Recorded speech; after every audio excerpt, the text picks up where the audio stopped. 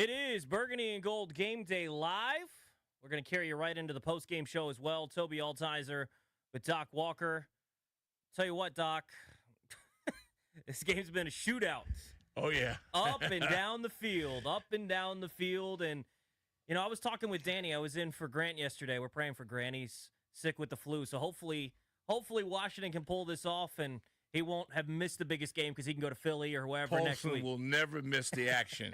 I can't believe it no more. We'll hold on for GP. Exactly right. We'll hold on for GP. But I was talking with Danny yesterday, and one of the reasons that I felt confident that this team could go into Detroit and get the win today, Doc, was that if the offense needed to just score almost every time they touch the football, they've shown me multiple times this season that they can darn near do that. You think back to that Cincinnati game where, you know, Jaden, you call him a puppy. Yeah. That dude was still early on in his career. He'd only really had, I'd say out of the first 4 halves of football, the first 2 weeks, he'd only had a good half once. I'd say that second half against the Giants in week 2, he kind of started to get a rhythm. And then week 3 against Cincinnati, they scored every time they touched the football. It's kind of hard to lose when you do that. They've done a little bit of that today. Couple of, they had the 1 punt. They got stopped on the 4th and 1. Right now they're in a 3rd down situation with the lead by 3. And looks like they're going to maybe have to go for it on 4th down, potentially. We'll see. Maybe De'Ami Brown was still up. But this offense has been impressive, Doc. And he hadn't had to do it alone. The key is, like you mentioned, De'Ami Brown. The, quote, others, as Charles Barkley has popularized, they've all stood up. They've earned their checks and we're gone beyond. You need help. And how about the O-line? How about the fact that the O-line has been stable? Cosme got hurt. I almost threw up in my mouth. Oh. And I didn't know who it was. And I'm at a place around a lot of people, and they said, is it, Coleman? Maybe the Coleman. I said, no, it's the Longhorn. You wanted the Longhorn, not the Coleman. Longhorn, yeah. We got guys that can play guard. I'd rather replace a guard than a left tackle. You can help out a guard a lot easier than you can help out a tackle. You can help them out, but, man. But, yeah. That's a tough loss. That's a big-time loss for them to not have Cosme. But I think overall what they've done today has been so impressive because you knew coming in what they were going to do. And that's one thing about Detroit that you got to respect is they tell you who they are. They're going to still be it. Right? Good teams do that. Yeah. And that's what they do, right? Yeah. They're going to play man. They're going to be aggressive. And what they did early on, I thought, was a good job of getting Jaden into the game by not putting him under the influence of the pressure, getting the ball out quick, simple throws, running the ball a little bit. And then once he settled in, you saw the offensive line get into a rhythm and give him time. And if they're going to play man, these receivers have done a good job of creating some separation, getting open for him down the field. Great point. That first half was spectacular with what he was able to do. And let's not kid ourselves. When when you got a sledgehammer in your toolbox, B-Rob is B-Rob tonight. Yeah. And that's all he needs. And Eckler's always Eckler. And I don't think we've given him enough praise. He's an instant game changer because he's got quick twitch. He always gets you an extra couple of yards, sure hands, and it becomes infectious. So when everyone else, and I quote the quote, others have not let you down. You've had one ball that wasn't secured in the air game. Other than that, everything's been caught. And then Ertz. I'm working on a medal for him. I got to come up. It'll be a special canine award. But good God Almighty, he's earned it.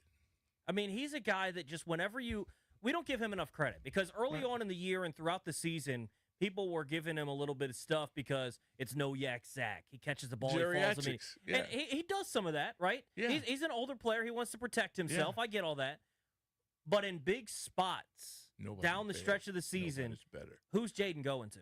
Zach Ertz. That's right. Over the middle of the field, wherever. 4th and 3, you need it early in this ball game. Who's he going to? Yeah. He's going to Zach Ertz, and he's making a tough catch, knowing he's going to get popped. Did the same thing against Atlanta. He's come up huge in big spots. It's like watching Kelsey, and watching the Grand Master with Kansas City. You know where they're going, and you still can't stop it. That says a lot for both guys. Yeah, I think what they've done has been really, really impressive to watch defensively. Look, I didn't think they were going to slow down this offense a whole lot. And frankly, outside of a couple of Goff mistakes, they haven't. No. They really have not. And Goff overshoots one. Goff throws one down the middle. What a play by Sanders still, Doc. Wolverine back in Detroit. What a play by Sanders Don't look surprised. It's a Wolverine back in the Motor City. It was just an incredible play. Here we got a 4th and 2 with under 2 minutes to go in the third quarter. Huge one if Washington wants to keep the momentum of this game on their side. But it's been so impressive to see this team march up and down the field in a hostile environment. And this is something that I didn't feel like Jaden was going to be intimidated in the moment, by the way. When it's winning time, just put the ball in your best player's hands. How many times have they called that play this year, Doc? Well, a little naked bootleg. Let's give Herman let's give Herman Edwards some credit. Let's give the whole process, LSU and Cut Tough Love and this headset that he wears, we got to give it some credit. Yeah. Nobody else looks this smooth, this young. Hell, I think we need to get one for a couple of our friends, our young friends. Yeah. I mean, everybody's going to start using this now. Hell, I'm thinking about getting one. You going to relive the glory days, Doc? No, I just want anything that can improve your acumen. Yeah. To that level and make you look as if you've already done something. Why not?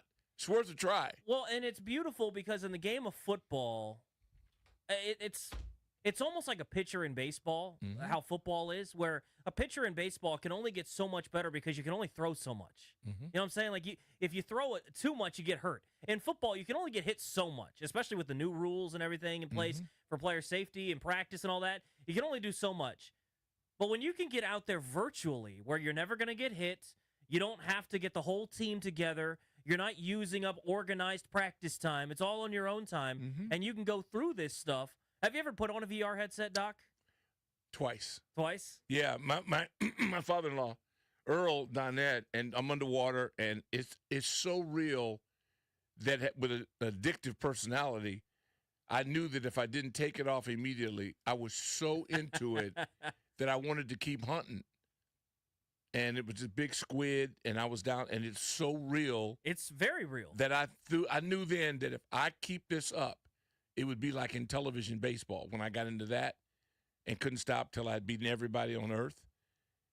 And I know I said, I got to stop. It was too good. And I knew that I would have been a victim for it. Then I'd have had to go to rehab. And I know I'm out. Yeah, so I've got one of these VR headsets. I've got one. They've got a football game. You can play quarterback. Lamar was on the cover of it a couple years ago. And let me tell you, it's hard if you've never done it in real life. And you get to experience it. Being in the pocket, seeing what these quarterbacks see. It matters. But the cool thing about this for Jaden is they're not playing a video game with it. They're not playing the version I'm playing that's very rudimentary, very basic.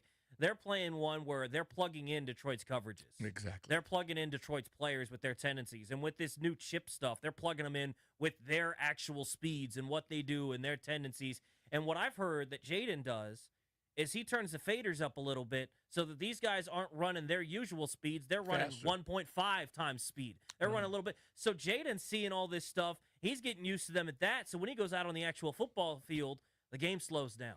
Now, if I do it, you do it. If Denton or our big friend tries it, it may not be, it'd be the same. I think the big reason why it works is because Jade's built differently. Big time. It's him and his relentless desire to be great. And not just for himself, that's the key, but for everybody, for others. He's a team guy. You know, it's about he's trying to win it for us and for everybody. I mean, the reality is, Doc, I think I've seen you in as many commercials tonight as I have Jaden Daniels. And well, once upon a time, I was, kind of a big thing. You are still a big thing, Doc. No. I'm just saying, Jaden's the talk of the town. You talk to anybody around town, they're talking about town around the country. That's what I'm saying. Country. And you're still not seeing him in every commercial, right? No. That's going to change as time goes on. He's Smart agent. He's going to grow. Smart mom. Yes, very smart. Smart mom. Because very smart. All of us, we're human. And when you see somebody too much before they have a ring on their hand, you go, hold it, Slim. Well, I like you. I don't love you. Yeah. It ain't won nothing. We all feel and think that first thing comes to your mind, whether you want to think that or not. Don't put yourself in that position. It's a beautifully run campaign. Now, if they get in his end zone now, that's the carrot on top. This is huge. Fourth quarter starting, 3rd and 2 at the 5-yard line. This is your chance to kind of put your foot on the throat here. Man. It just they can't make it easy though, Doc. You're going to go down to fourth down. You know they're going to go for it. And Washington's come up big on some fourth downs. They've also been stopped on some. Yeah. Well, see, here's where Ertz is not in his wheelhouse. When you get a big guy in short space, and now you need quick twitch guy. His wheelhouse is let me get open down the field somewhere and separate. 5 years ago, he might have been able to, do a little something with that. But that's okay because you got another shot at it, and this is the moneymaker now. This is whether or not you become a champion. Yeah, this is big time. 4th and 2, play clock running down. This is your chance right here. Are they going to call the timeout? Or are they going to go with a delay of game? But when they make a movie on this season, this play will be on it. Big time. Well, I want to ask you about something in a second here. I want to see what happens with this play because one thing that we've seen, and we'll see what happens with this play here. One thing that we've seen how much money do our dear friend behind the glass have on this game? How about this? How about this, Doc? Not nearly enough money, many. Doc. They've got 12 men on the field. No way. They say pressure burst pipes. Is this first down? Yes, it's first down. First down? 12 men on the field. First down and goal, Doc? Why were the Lions enthusiastic? Holy smokes. That was false chatter. Doc, this is something that we saw last week against Tampa. Did he get in? I love it if you get it on first down. Okay. So this is something that we saw last week, Doc. The mental errors were on the other side. That's true. Yeah, B-Rob's not this side. You're right. They're on the other side. You had poise. You had multiple times where they had the mistake on the handoff that results in the turnover. Yep. Graham Barton snapped the ball early on third down. Uncharacteristic. Stuff that just doesn't happen very often.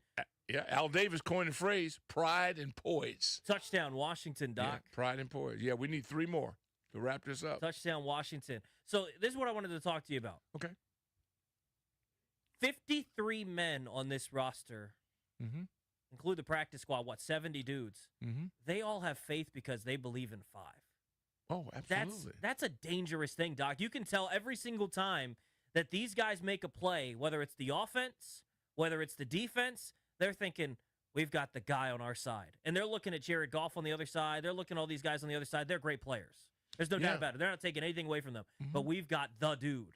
And that's how they play. And you can see the way that they go out there and then conduct themselves, that they've got all the confidence in the world that they've got the baddest dude on the field on their side. Who else in the league has 6 victories on the last play of the game?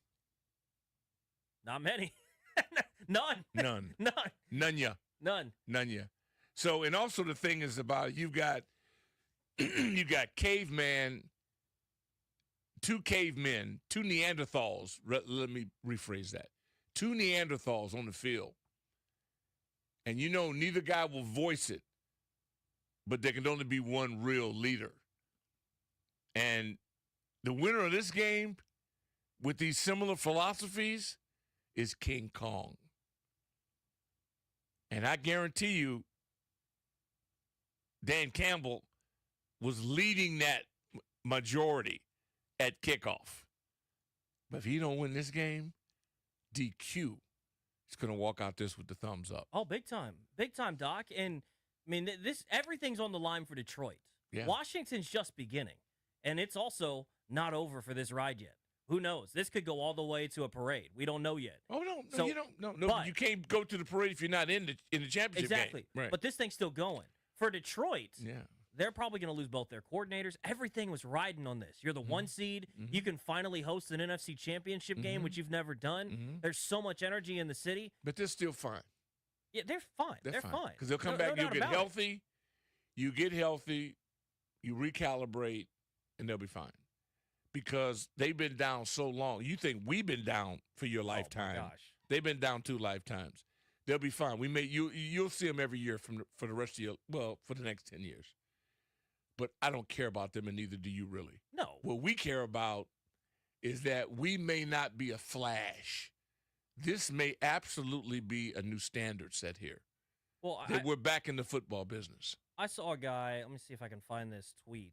Our guy, JP, had retweeted him. He's someone down in Dallas, Sean Sharif, and normally wouldn't care what Dallas has to Sharif, say. okay. But he tweeted earlier today, not a great cowboy feeling that Daniels is looking like this in year one. They've had successful guys in year one. We've been there, and they still are highly successful. They're filthy rich. They got a lot of outstanding players, and we didn't sweep them. So all you need to know is that, and we don't play them right now. They're not even they're doing what they always do. They stay in the news.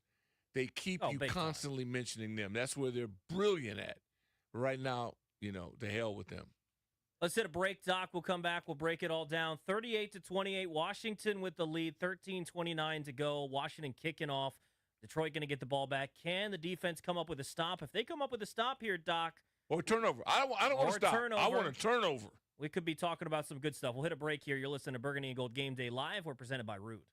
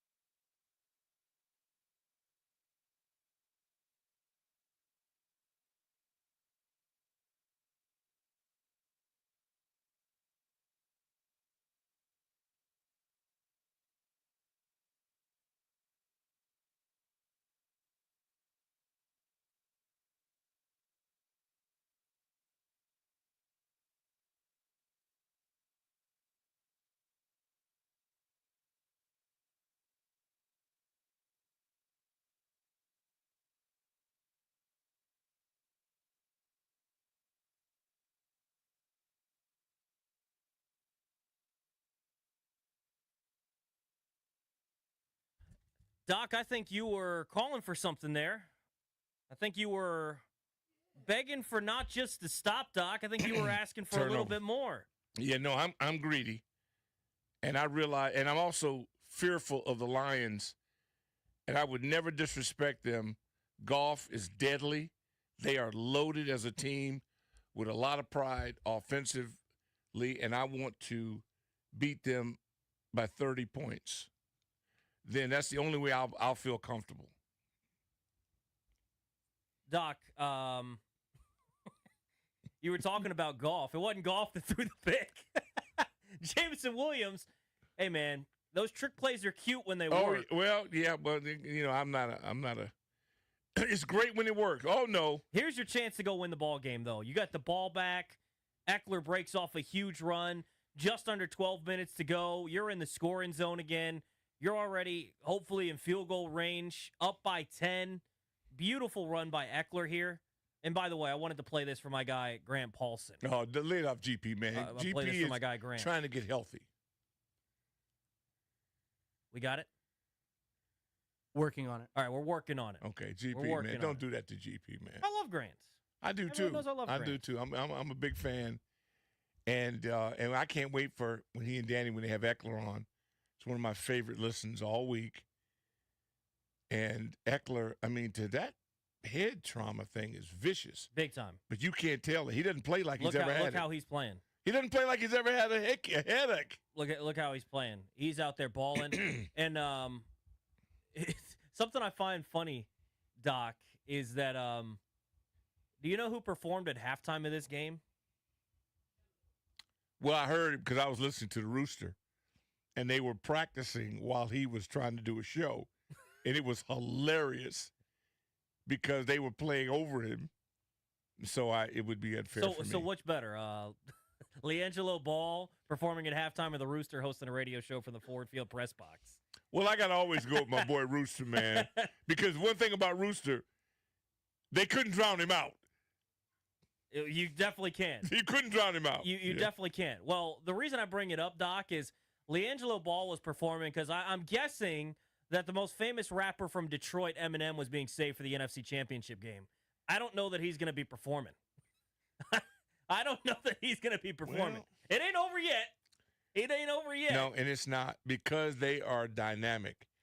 And at least this year's group, look, the Lion fans, they've been in the abyss longer than our group has.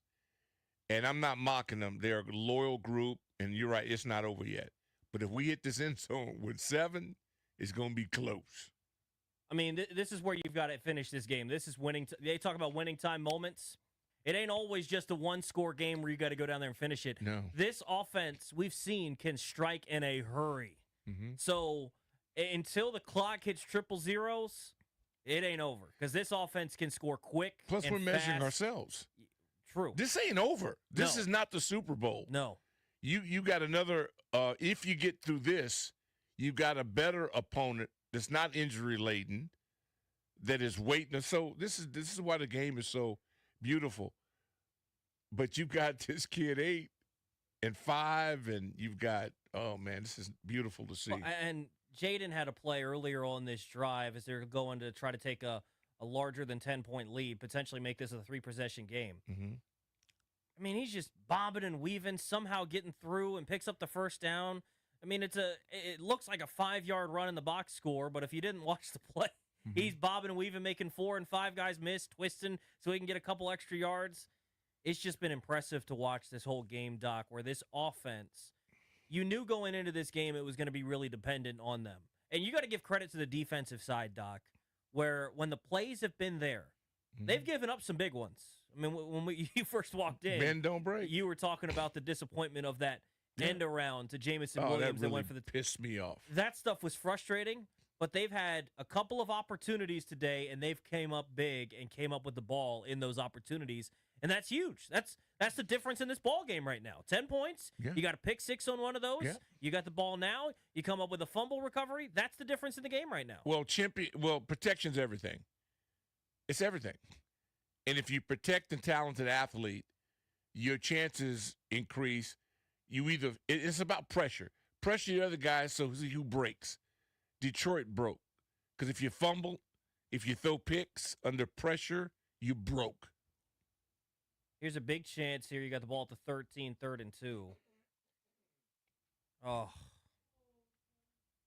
3rd and 2. Now 4th and 2. You going for this, Doc? Oh, my foot's always on the pedal. Foot's on the pedal. I think you got now, also 3 is strategic.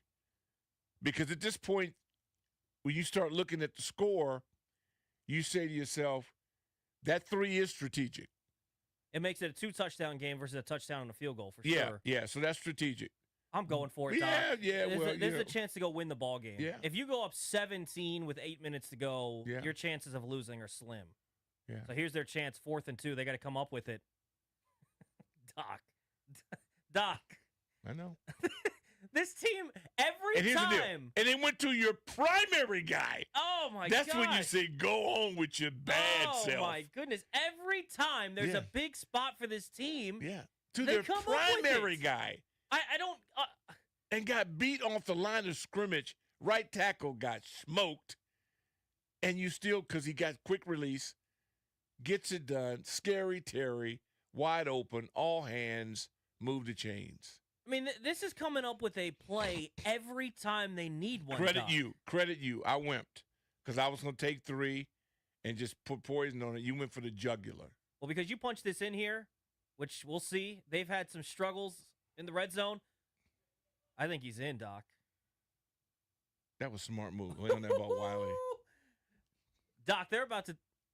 Let's see if they make the extra They're point. about to walk the dog. Yeah, you got to get the extra point. We got to get the. Did he get this? Yeah, he's up. He's up. Let's see Knee's if they not make hit. the extra point. He's about to walk the dog on this one. Canines. That's a heck of a play by McNichols. Oh, my goodness. I can't wait to hear from my peeps tonight. By the way, if you want to start lining up for postgame, feel free, 800-636-1067. As soon as the final whistle blows, we're taking all your phone calls all night, at least till 2 a.m. We'll probably just do it 2 a.m. this time, but we'll see. We'll see where it goes, but we're taking your phone calls as soon you as took it's me done. into my garage. Now, the big fella, I understand he was at an establishment that serves food tonight. Yeah, Of course. Where was that? Honor Brewing out in Sterling? I Honor believe? Correct, Brewing. yes. Outstanding spot. That's an outstanding spot. Yeah, him and Denton were out there today. Credit to them. I'm not worried about Pre-game Denton. show. Denton has manners, and Denton is Little class, yeah. classy. Yeah, I'm not worried about him. Hey, I know my guy Linnell right now is just fired up. I know my guy Linnell is I fired do up. kind of miss the scream. Doc, 17-point lead, 7.5 to go. You can look at Campbell's face, those of you that have privy. And by the way, He Doc, loves them. By the way, Doc, this isn't a collapse by Detroit. No. No. This is not. This is a team beating another team. They walked in their house in broad daylight Yeah, while they were sitting at the dinner table. Yeah, and this was a hostile takeover. big This time. was no sneak attack. This was a hostile So Max, takeover. I'm gonna need you to do me a favor. Always. Our guy John Jansen, longtime skin, right? He was on with G&D yesterday. me and Danny. Mhm. I don't know if that dude has a burgundy and gold. He didn't have anything. He was full on Honolulu blue. He was saying that it was going to be 35-13 Detroit. We need to find a little bit of that. Just to have a little fun. Yeah, well, Jansen, even though he's Hey, a man, Wolverine, Look, man, I'd be confident going into this game if I was Detroit too. But they like I should was have. telling Number 1 seed. like I was telling Danny, and you've seen it play out today. Mhm. If there was one little bit of grain of doubt, its name would be Jaden Daniels. He gives you hope. All you need is hope. The hope he gives us is the doubt he gives everyone else. Absolutely. And we didn't really do anything. No low IQ moves. None. Don't fall, jump offside. Don't hold. Don't fumble.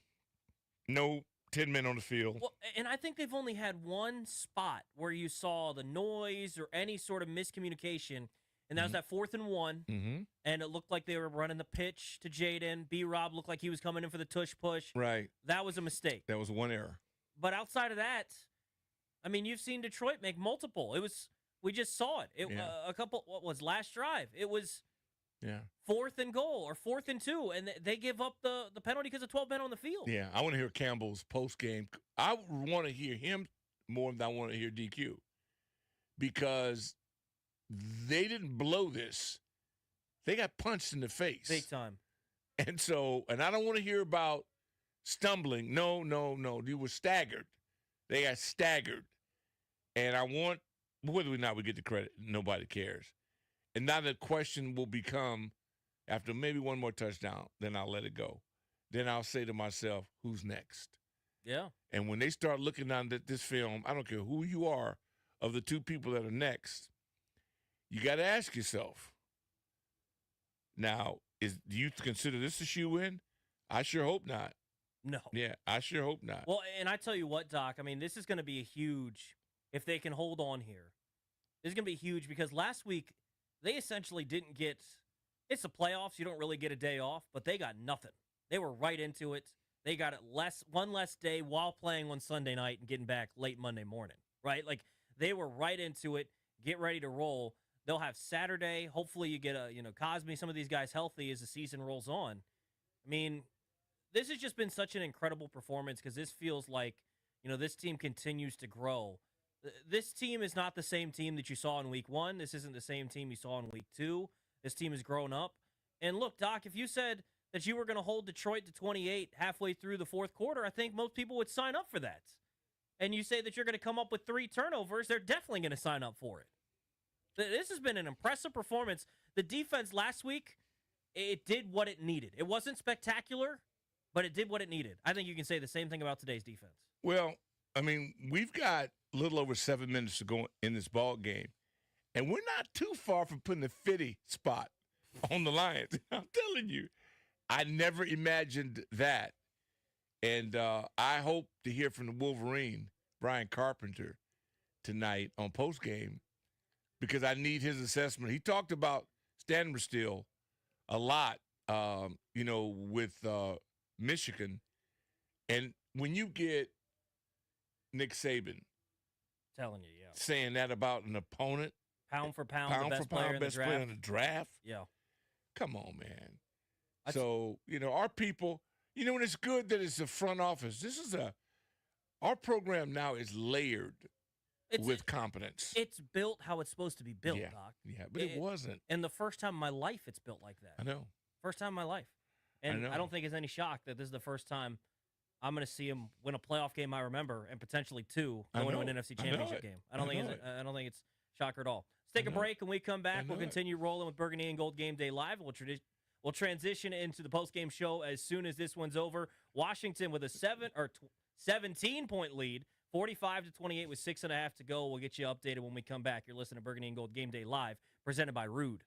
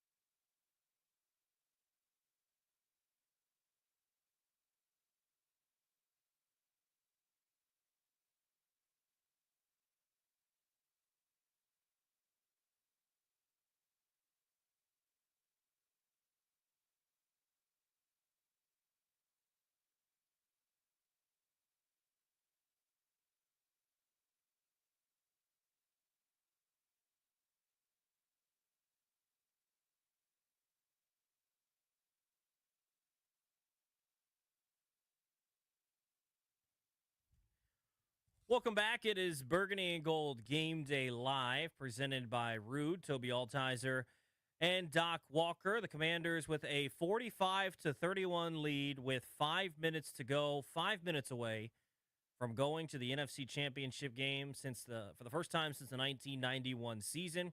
We're brought to you by Rude. Is your cooling system letting you down? Score a touchdown with Rude and experience peak performance. Dominate the season with unmatched cooling power and visit RUUD.com. If it ain't Rude, it ain't right. There's a slight bit of hope, Doc, for Detroit.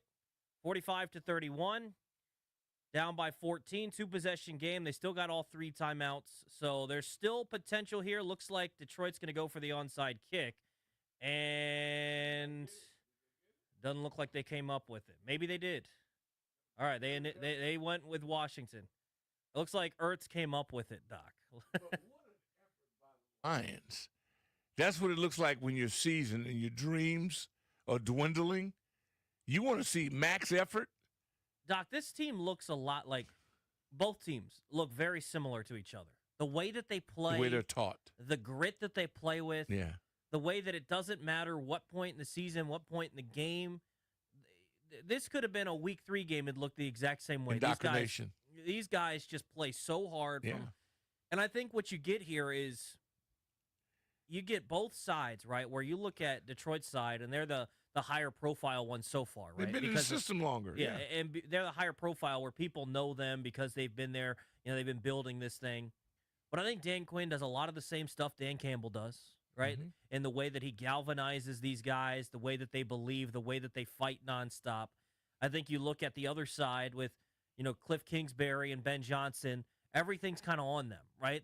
They're the ones calling the plays. They're the ones in charge of this thing. They're the ones getting put in front of these things. And Ben Johnson's a hot name. Cliff Kingsbury's built his name back up this year with what he's done. You look on the defensive side of the ball, Aaron Glenn and Joe Witt and those guys and what they're able to do. It's been really, really cool to see how this team has evolved throughout the season. And I think seeing these two match up was really cool. But it's even cooler seeing Washington with a 14-point lead with 4 minutes to go in this one, Doc.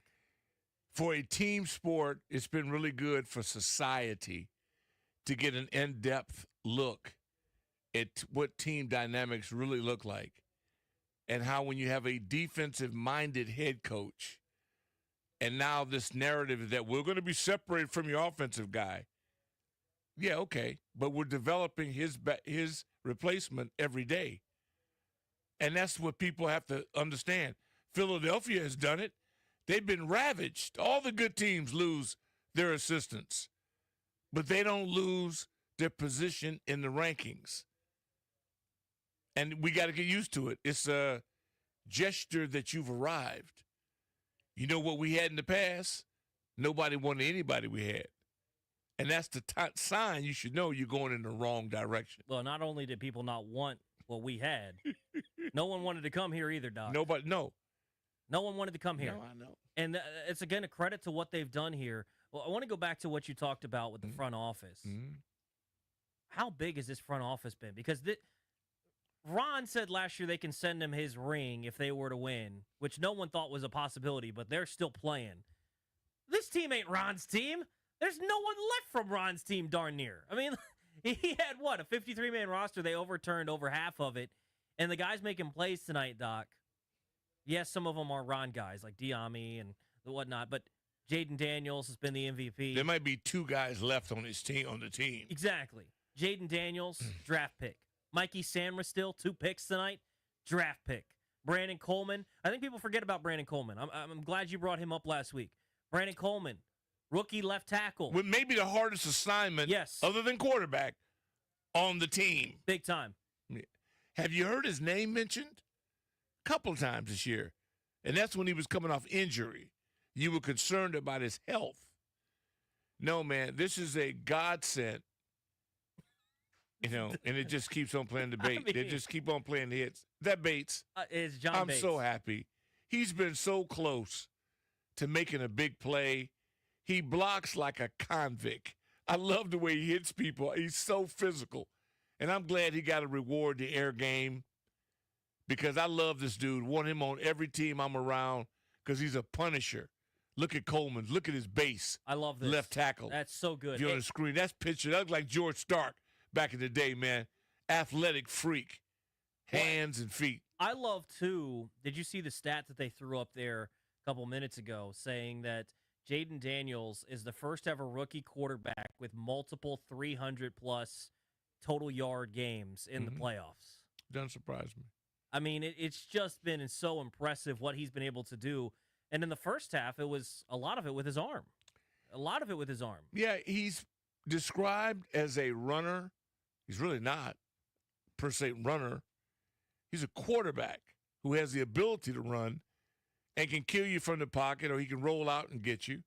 And he's learning. What is he going to be like when he figures this out? That's a frightening proposition. And I'm glad that today I got to see the master play first. So watching, and the Texans played their butts off. Big time. But when you're playing the master, your best efforts have to go to the side. He put on another clinic. And now, I feel like I'm looking at his understudy. Doc, I'm curious. You played this game at the highest level. Sometimes, not even sometimes, this team has won games down the stretch that were not pretty at all, right? It was not their best game. Their offense maybe wasn't clicking like it had. The defense wasn't having their best game. But in this winning streak, every single time they just find a way to win. I think you talk about Kansas City earlier today. It has not been a pretty season for Kansas City, no, but they always find a way to win. Yeah. How important is that? When you find that, you find your identity, but then you also just find a way that in those moments that you need to have it, you come up with the right play and you find ways to win. It's like I was saying that Brian Mitchell joined me today on our Burgundy and Gold pregame show as our abbreviated version. And I wanted him to share with the public, he has great admiration for Monty Coleman. And if you listen to him, you've heard him mention Monty Coleman. You realize Monty played linebacker. He's mentioning a guy, his sparring partner. I know mine, Rich Malott, God rest his soul, the Penn State linebacker. Guys you go up against in practice are your sparring partners. And so for B. Mitch, mentioning mentorship, because you always pay a lot of attention to the best younger players on your team, because you need them to what? Mature earlier than necessary, because you need them to win now. So you pay special attention to your puppies. And B. Mitch was exceptional young, and we shared that today. And then you, in return, B. Mitch becomes the leader for his young puppy. Sure. Every guy knows, take a puppy and help raise it. We can't wait for him to grow up. We got to accelerate it. And you bring that up because I think when you look at this team, when they brought in Zach Ertz, people thought, okay, he's going to help them grow. Right. In and a he season has. Cynic, you might not have seen as much of him. Wait till next year. But I think, too, Doc. And Bates has improved in his passing game. Absolutely. Mm-hmm. But I think when you bring in a Zach Ertz, you bring in a Bobby Wagner, people were thinking, okay, that's nice. They're going to help with the veteran leadership. Mm-hmm. They did that, obviously. By example. And they did that. By example. But they also are now playing pivotal roles for a team that's going to go to the NFC Championship. By example. They are not daunted by any of these moments. Yeah. They are not daunted by any of this. That could have been checkmate. Well, it could have been, but. Okay. All right, let's get a break in. Yeah. And then. Boy, that would have been that. You know what? That would have been. Plus, it would have made the score look juicier. And those are little things. And it's almost kind of good if we're able to eke this one out. We're lucky enough to do it. Because then, because Detroit was talking some trash. B. Mitch said. Absolutely. Their fans were talking a big lot of trash. And my old tag team partner, Dan Miller, who's been on the air all week here, I can't wait to get him back on next week.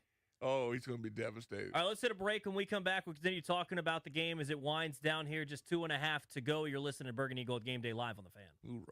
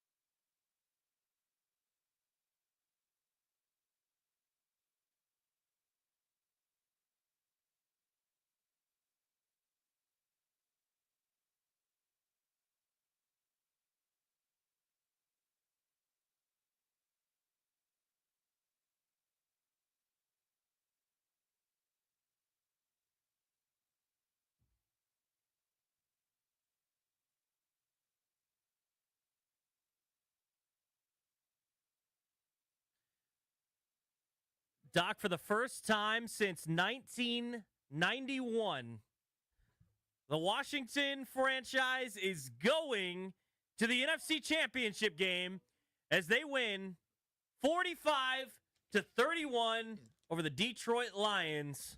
What a win.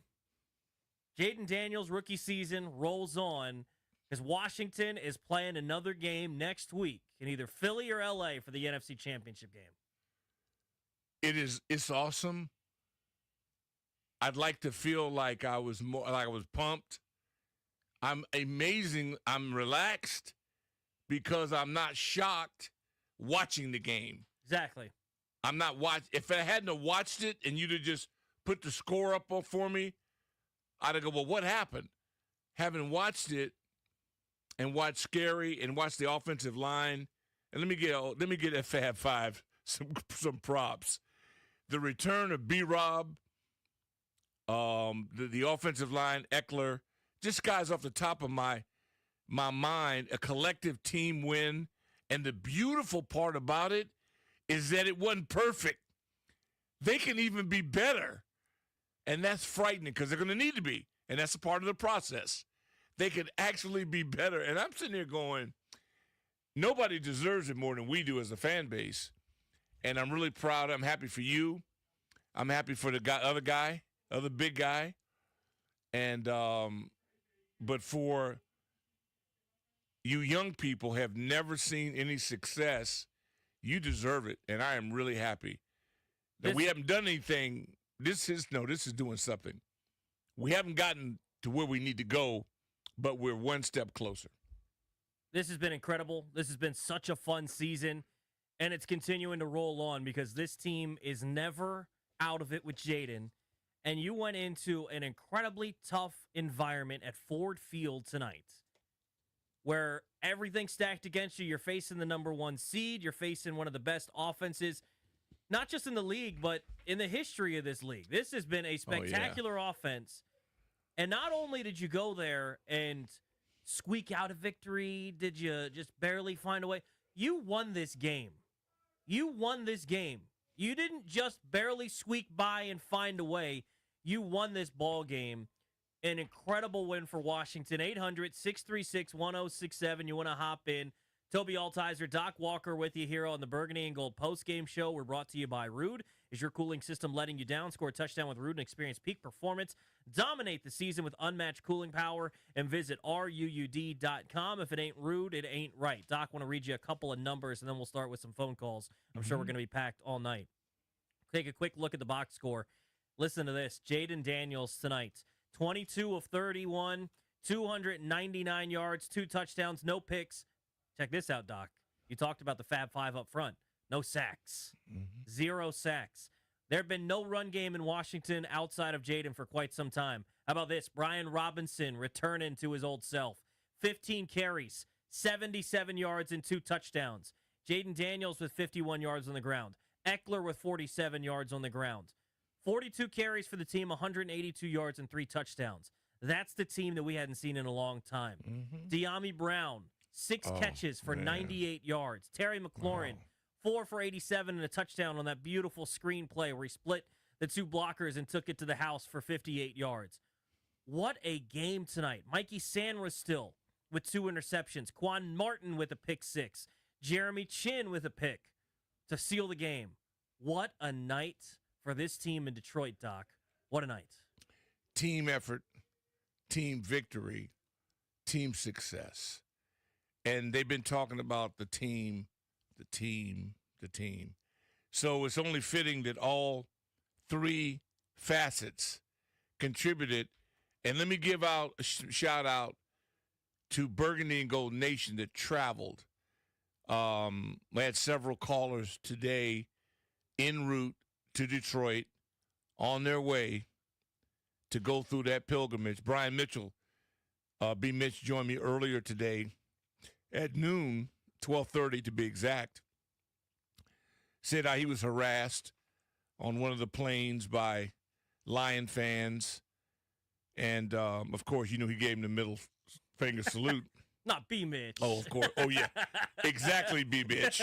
And So in our fan base that travels, Tailgate Ted and all the group Road Warrior, that whole group, I'm so proud of them because they're robust.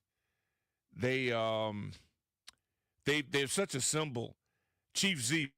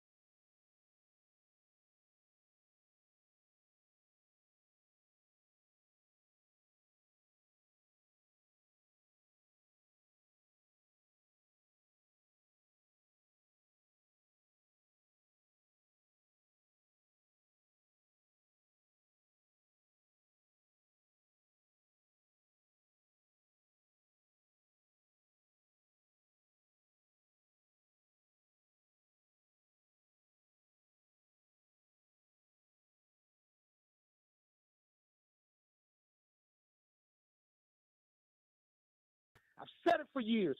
We had talent when we went to the playoffs in years past, but we didn't win the seasons after that because we didn't have a coaching staff to manage accountability and excellence and maximize what you get out of your talent. We have a lot of one-year guys that won't be back next year, or we don't know if they're going to sign back.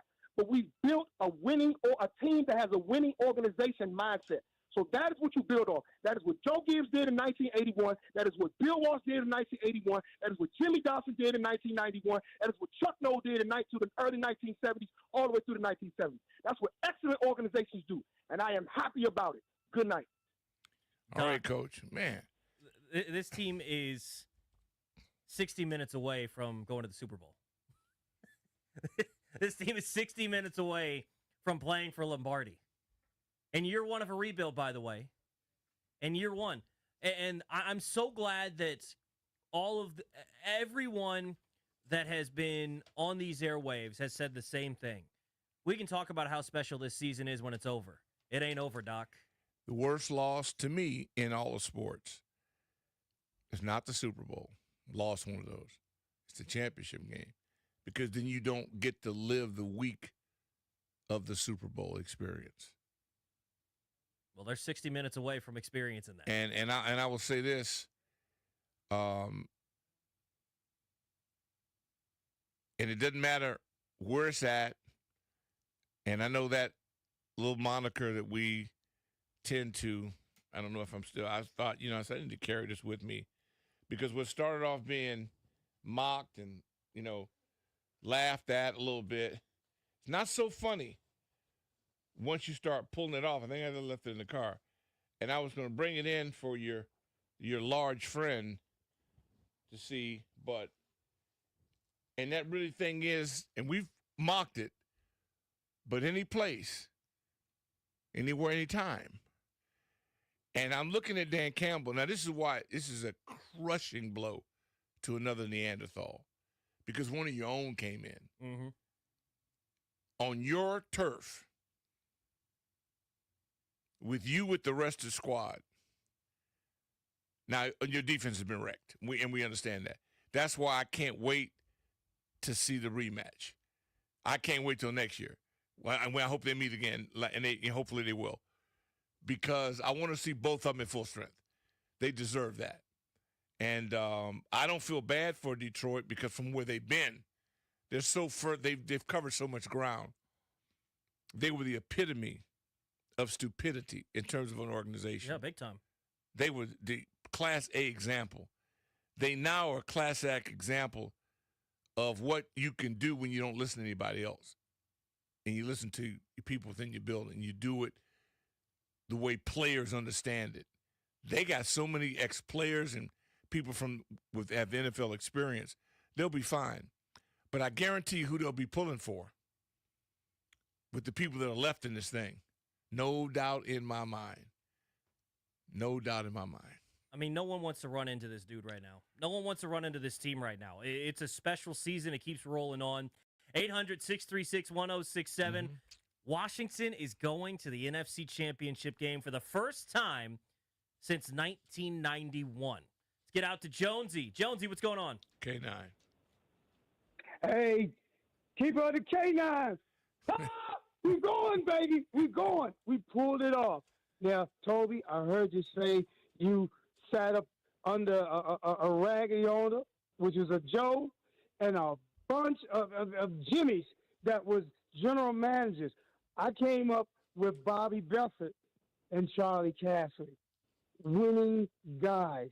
We got winning guys back in the building. Jack Kent Cook hired his people, got out the way, let them do their jobs.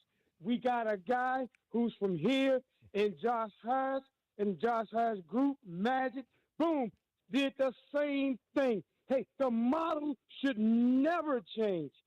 Get your people in place and get out the way, and let's see what they can do. Dan DQ came here in year one, put it together, and look where we at now. We get ready to go to the big dance, baby. Yep. And if we get past this dance, we're going to the dance of all dances. And I believe we can get that too. But as always, it is one game at a time. So as I sit back and watch TV tomorrow and see who's trying to be at the other end of the table at the dance so we can knock them out too. Because, see, I'm sorry, and I know you hate hearing this, people at the K9s, but I got to say it. This is where we got to put the foot on the neck, crush the windpipe, and take it all the way. I'm out. Well, I can't be that violent. I'm trying to tone down my violence. What a special game. K9. What a special game. What a special season. This has been a lot of fun. Let's get out to Bonesy. Bonesy, what's going on? K9. Hey! Shout out to my main man, Toby Alsheimer, the youngest in charge. Shout out to Rick Doc Walker. The offensive lineman had no holding penalties. Jared Goff threw 4 interceptions. Hey, you know what? We're going to the Super Bowl, man. We winning the next game. I'm getting ready to get my ticket for New Orleans right now because I've seen this before, Doc. You know I've seen this before. I go all the way back to RFK. I've seen it before. Y'all better get on the bandwagon. Matter of fact, tell them to get the bandwagon out because we going to New Orleans. We going all the way to the Super Bowl. Believe me, because we are all the way back. Let's go, Burgundy, and go. Let's go. Thanks for taking my call. Appreciate it, Bonesy. People are fired up, Doc, as they should be. This is the first time since 1991 this team is going to the NFC Championship game. And this season feels special because every single time they step into a moment that seems like it should be too big for them, it's just not. It's never too big.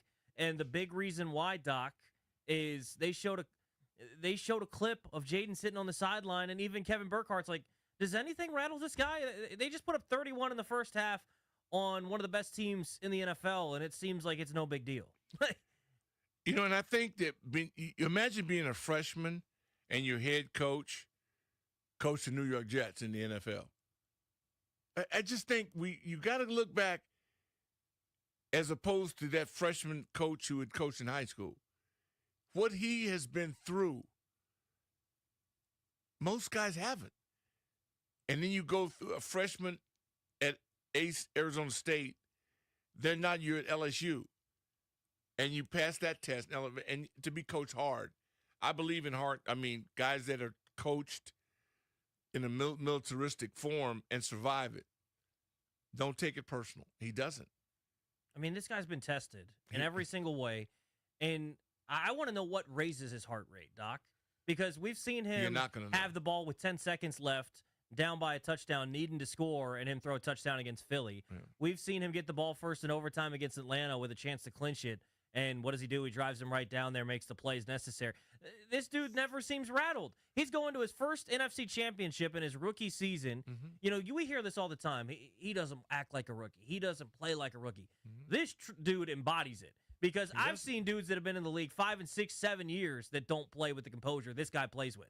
We've seen a guy the last 2 weeks in Minnesota that's been in the league for how long face this exact same defense a couple weeks ago and completely crumbled because they did the same thing.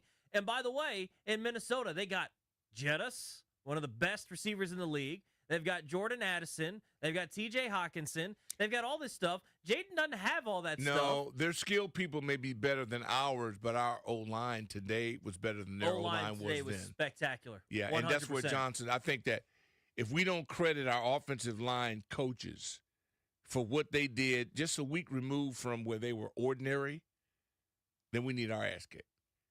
Because, yeah, a lot is Jaden, but it's also look at the clean pocket that allowed him to navigate that on his own concern. Now, he got a little bit of pressure, but I think we have to. And if we don't appreciate it, we'll appreciate it next week. For sure. Whoever it is, Rams and Eagles, sick them. They can get after you. They can sick you. They can get after you. They come after you.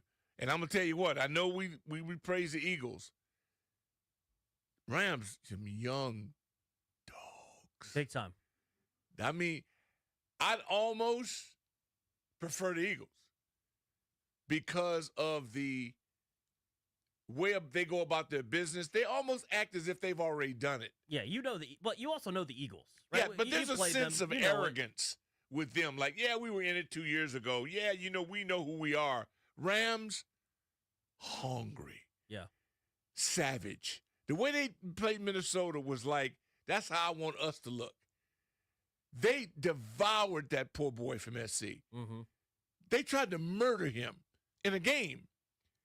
And the way they were, and they're young. And there is something, why I keep saying young, it's just endless energy. They rotate, but they don't back down. So to kill, let's us switch gears. Let's become the opponent.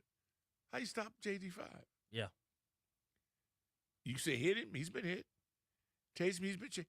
Everything's been done to him. So how you going to stop him? I mean, and you can say, well, keep him in the pocket, make him pass. He threw for 300 today. He's done that. He can get it done.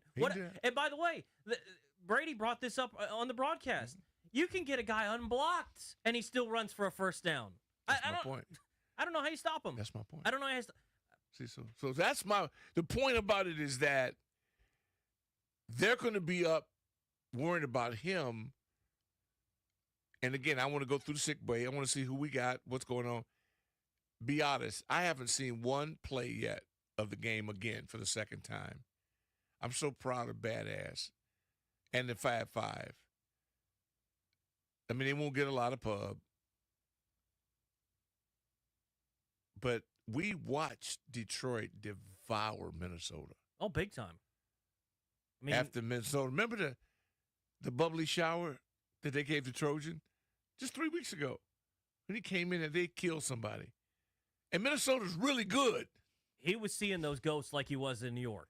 He was seeing those ghosts. They were bringing no sacks tonight on Jaden Daniels. 0. And Cosme, we'll see what his health is, but Trent Scott stepped in there and played well. Big boy, you put him in the phone booth. He's huge. Put him in the phone booth. Then they can't get around him.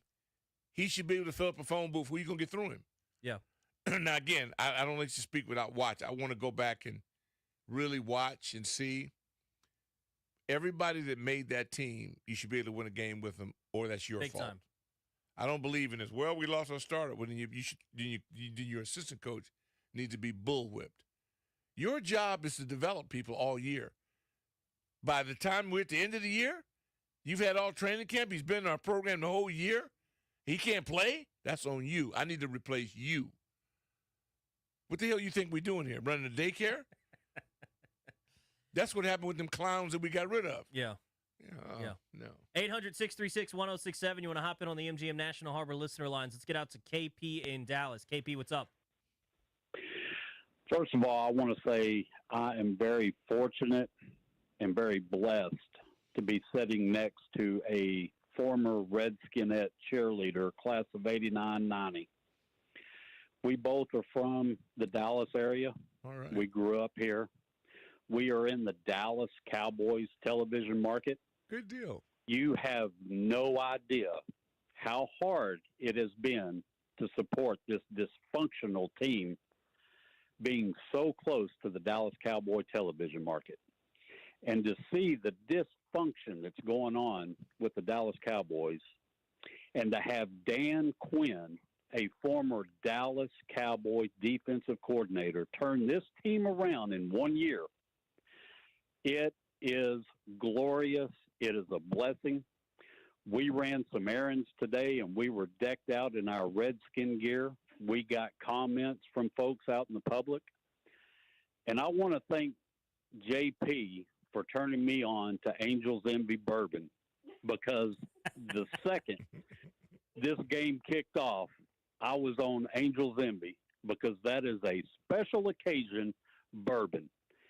And I'll be damned if we didn't beat the number 1 seed in the NFL NFC division, and we are going to the NFC championship. It is glorious. I cannot wait to talk to my Cowboy fans tomorrow. This is such a team win. There are no individuals on this team. It is a team win, and we are relishing in it. Thank you for taking my call. Enjoy, appreciate man. it, man. You enjoy it. Wear That's that burgundy awesome. and gold geared proudly down there tomorrow. Hell to the W. Appreciate it, man. It was an incredible game. I want to shout one guy out. Yeah. Obviously, we're going to talk about Jaden. We're going to talk about the O-line. Mm-hmm. I thought Cliff did a fantastic job tonight. Again. Early on, I thought he did a good job of getting Jaden into the game, right? Easy throws. He had a hiccup. Yes. When he got a little artistic instead of pounding that ball up in there, but I appreciate a man that corrects himself. Sure. More so than anything. And then he can't, you know what? And then he had some help.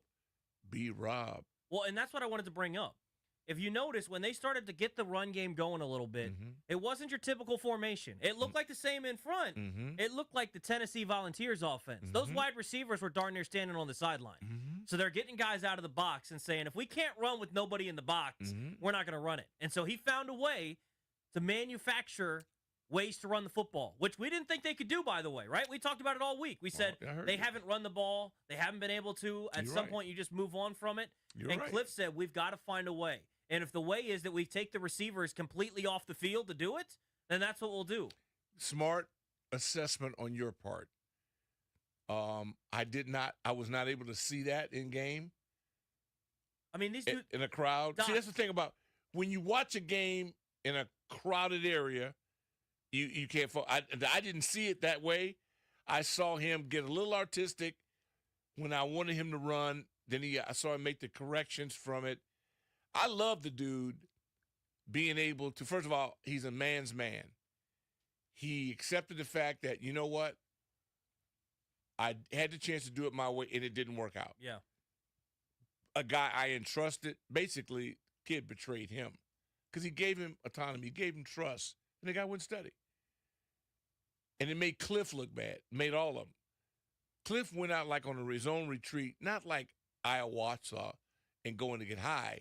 He went to clean up his brain and to refund. He's readjusted. I think it's awesome that an adult can do that. Big time. To me, I admire this dude.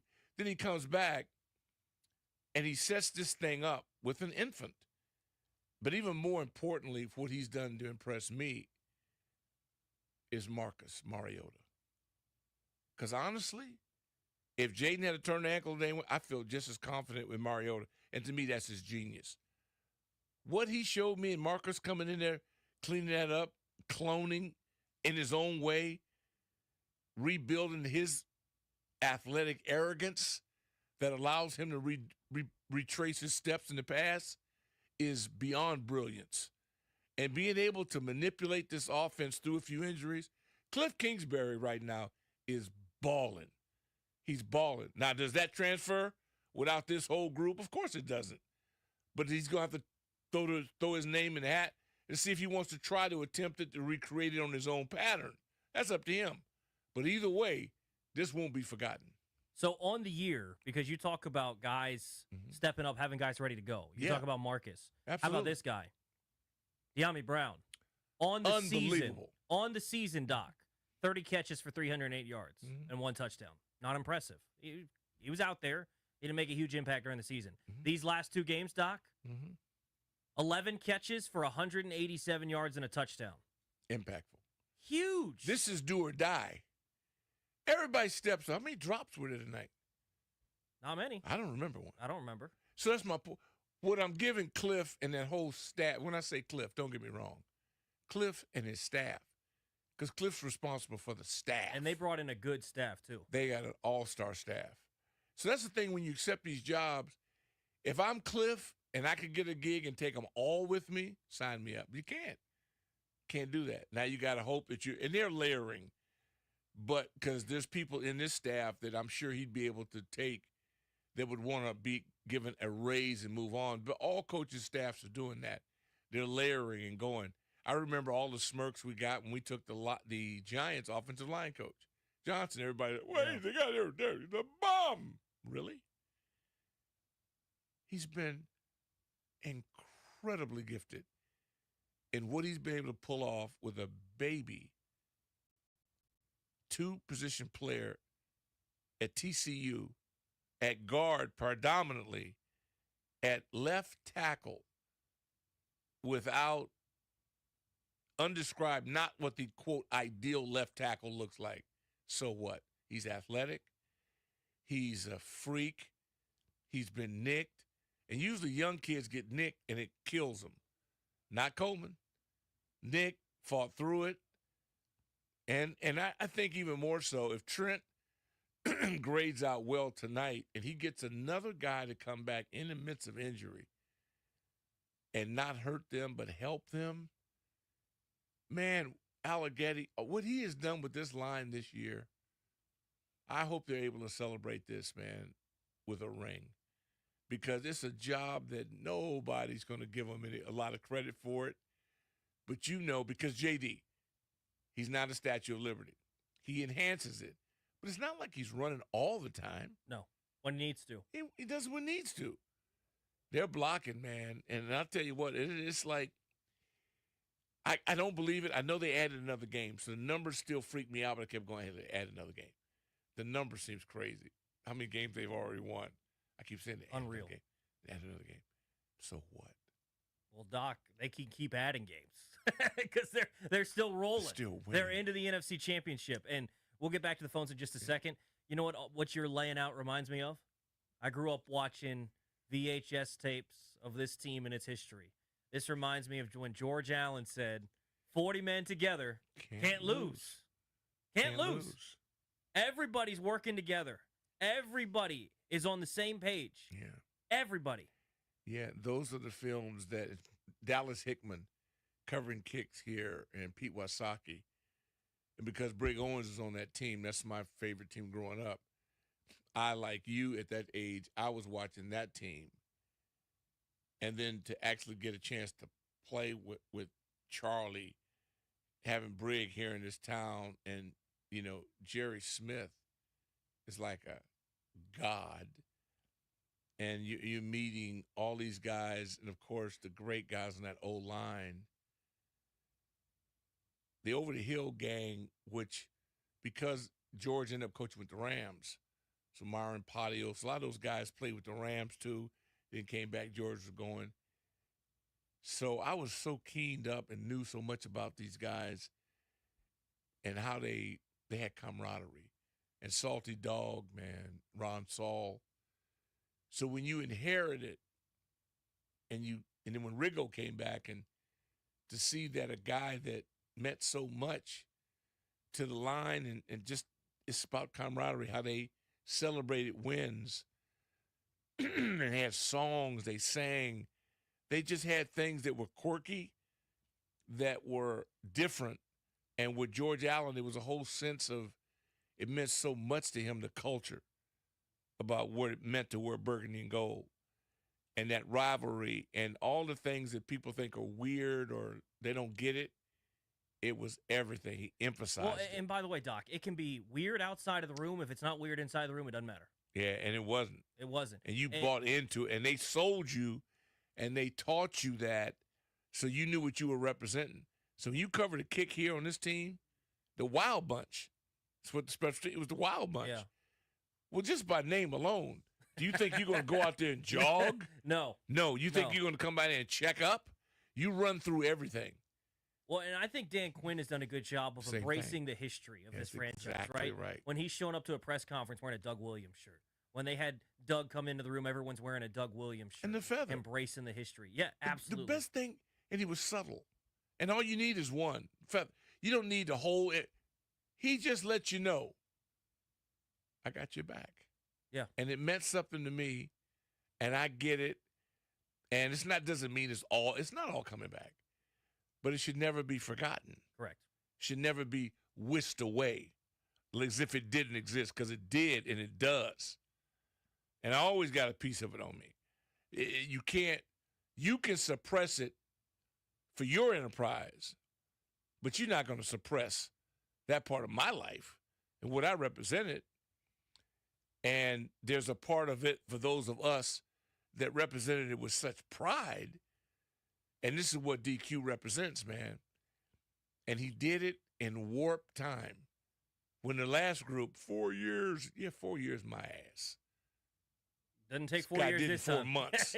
Exactly Yeah, right, come Doc. on. Yeah. Exactly right. 800-636-1067. You want to hop in on the MGM National Harbor listener lines. You're listening to the Burgundy and Gold postgame show with Toby Altizer and Doc Walker on 106.7 The Fan and the Team 980.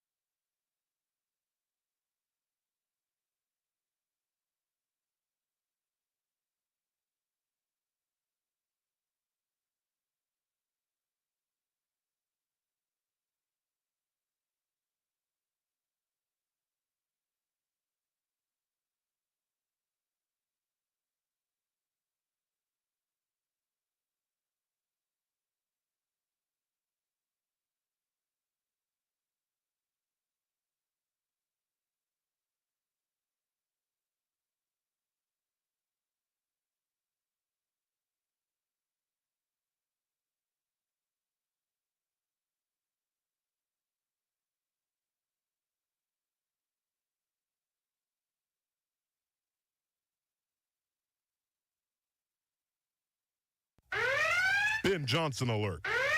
Ben Johnson alert. Ben Johnson alert. Sets it downs. Oh, look at this trick lead. Jamison Williams has it. Look at the throw. They're trying to get a field. Intercepted! Mikey Sabersill has it. There's a penalty. Hang on a second. Far side of the field. Oh, man. My boy Dan Miller on the call. I wonder if Ben Johnson's going to have any interviews next week. I don't think he's doing anything. I think he's free. Man, Schedule just opened up. Leave Grant alone, man. He's Hey, trying I'm not picking on Grant. I'm picking on Ben Johnson. He's trying to heal. Hey, he called some really good plays tonight. He also called one that Jamison Williams threw an interception on. I don't know. Yeah, well. I'll take it, Doc. I will take it. It was a tough week, and there'll be a whole bunch of revisionist history about people will be telling you, I can't wait to hear next week that they told you this is going to happen and blah, blah, blah. But it was a very simple game plan from my standpoint. If Detroit were to come out, and this is why coordinators, to me, are all suspect. Very simple formula. That kid in the backfield is phenomenal. He's one of the fastest human beings I've seen. I mean, some of the angles people were taking on Gibbs tonight, it showed you how fast he is. I said, give it to him 40, 45 times. Yes. And I would find it very difficult. For me, I would have given it to him 40, 45 times for two reasons. One, I want to keep 5 off the field. Correct. Yes. And I don't think we tackle is not our strong suit. Taking on blocks at the point of attack is not our strong suit. So I want to challenge us physically at the point of attack with their offensive line, which was their strength. And now with this dual backfield with horsepower, I think if they got up first on us, and then they hogged the ball, I thought that would have been, that's what I would have done had anybody been interested in trying to figure that out. I'd have tried to choke the life out of JD5 because I'd have been that scared of him. But, of course, no one listened. And here's the thing, Doc. This is what I like. You get down to playoff football, the stuff that we talked about all season with Jaden, where it's like you got to be careful in the run game. Mm-hmm. You don't want him getting hit. You don't want to screw that. Find a way to win. Exactly. Find a way to win. He's and tough. so tonight, Jaden Daniels threw the ball 31 times, and he ran it 16 times. Jahmyr Gibbs was the second best player on the field tonight, probably, outside of Jaden. He ran the ball 14 times for 105 yards and 2 touchdowns, and he caught 6 balls for 70 yards. That's 175 yards, 2 touchdowns on 20 touches. That dude should have had 30 touches. What are you waiting for? What are you holding him back for? What are you not giving him the football for? I don't know. I'm glad they didn't, though. 800 thrilled. Thank you. 800 636 1067. You want to hop in on the MGM National Harbor listener lines? Let's get out to Byron in San Antonio. Byron, what's going on, man? Byron. Dun, dun, dun, dun. They're not like us. They're not like us. They're not like us. Dun, dun, dun, dun. You're absolutely right, Doc. But when you get behind and you're a dummy as a coordinator and you feel as though I have to throw, Jared Goff is who Jared Goff is. He is not a great quarterback. He had a good season this year, but he is not a great quarterback. And getting back to what you said, Doc, JD5 had a clean pocket for most of the night, and we ran the football because we were up 50-2, my you-know-what. And Governor Westmoreland, they're the Washington Commanders. That's why the stadium is called Northwest, because that's where they're coming back to, you Bama. Out. All right, Byron, appreciate it. I don't know what Wes Moore said if it frustrated him, but regardless, let's get out to Kane in L.A. Kane, what's going on? Hey, y'all. Guess what TikTok and the Detroit Lions got in common tonight? Their time is up. Our time is now. Hell. You know, I thought it was funny at the end of the Detroit-Minnesota game, Dan Campbell told Kevin O'Connell, he was like, he'll see him in 2 weeks. Yeah, in Cancun, sucker. Yeah, I called you guys last week. Remember, I called you last week, and I said, this is destiny, this is fate. We have too many things happening for the first time since 1991 that's happening this season, including We scored 45 points this game, the most of all season, but we scored 28 in the second quarter, which were the most in a quarter since 91. All right?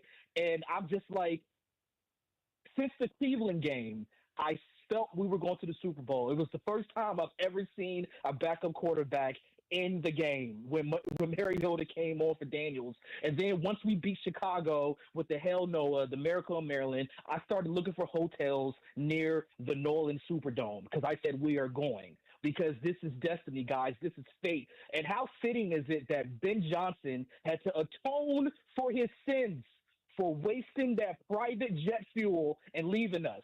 And we got something bigger and better. Even with a phantom face mask spotting them 7, we still won.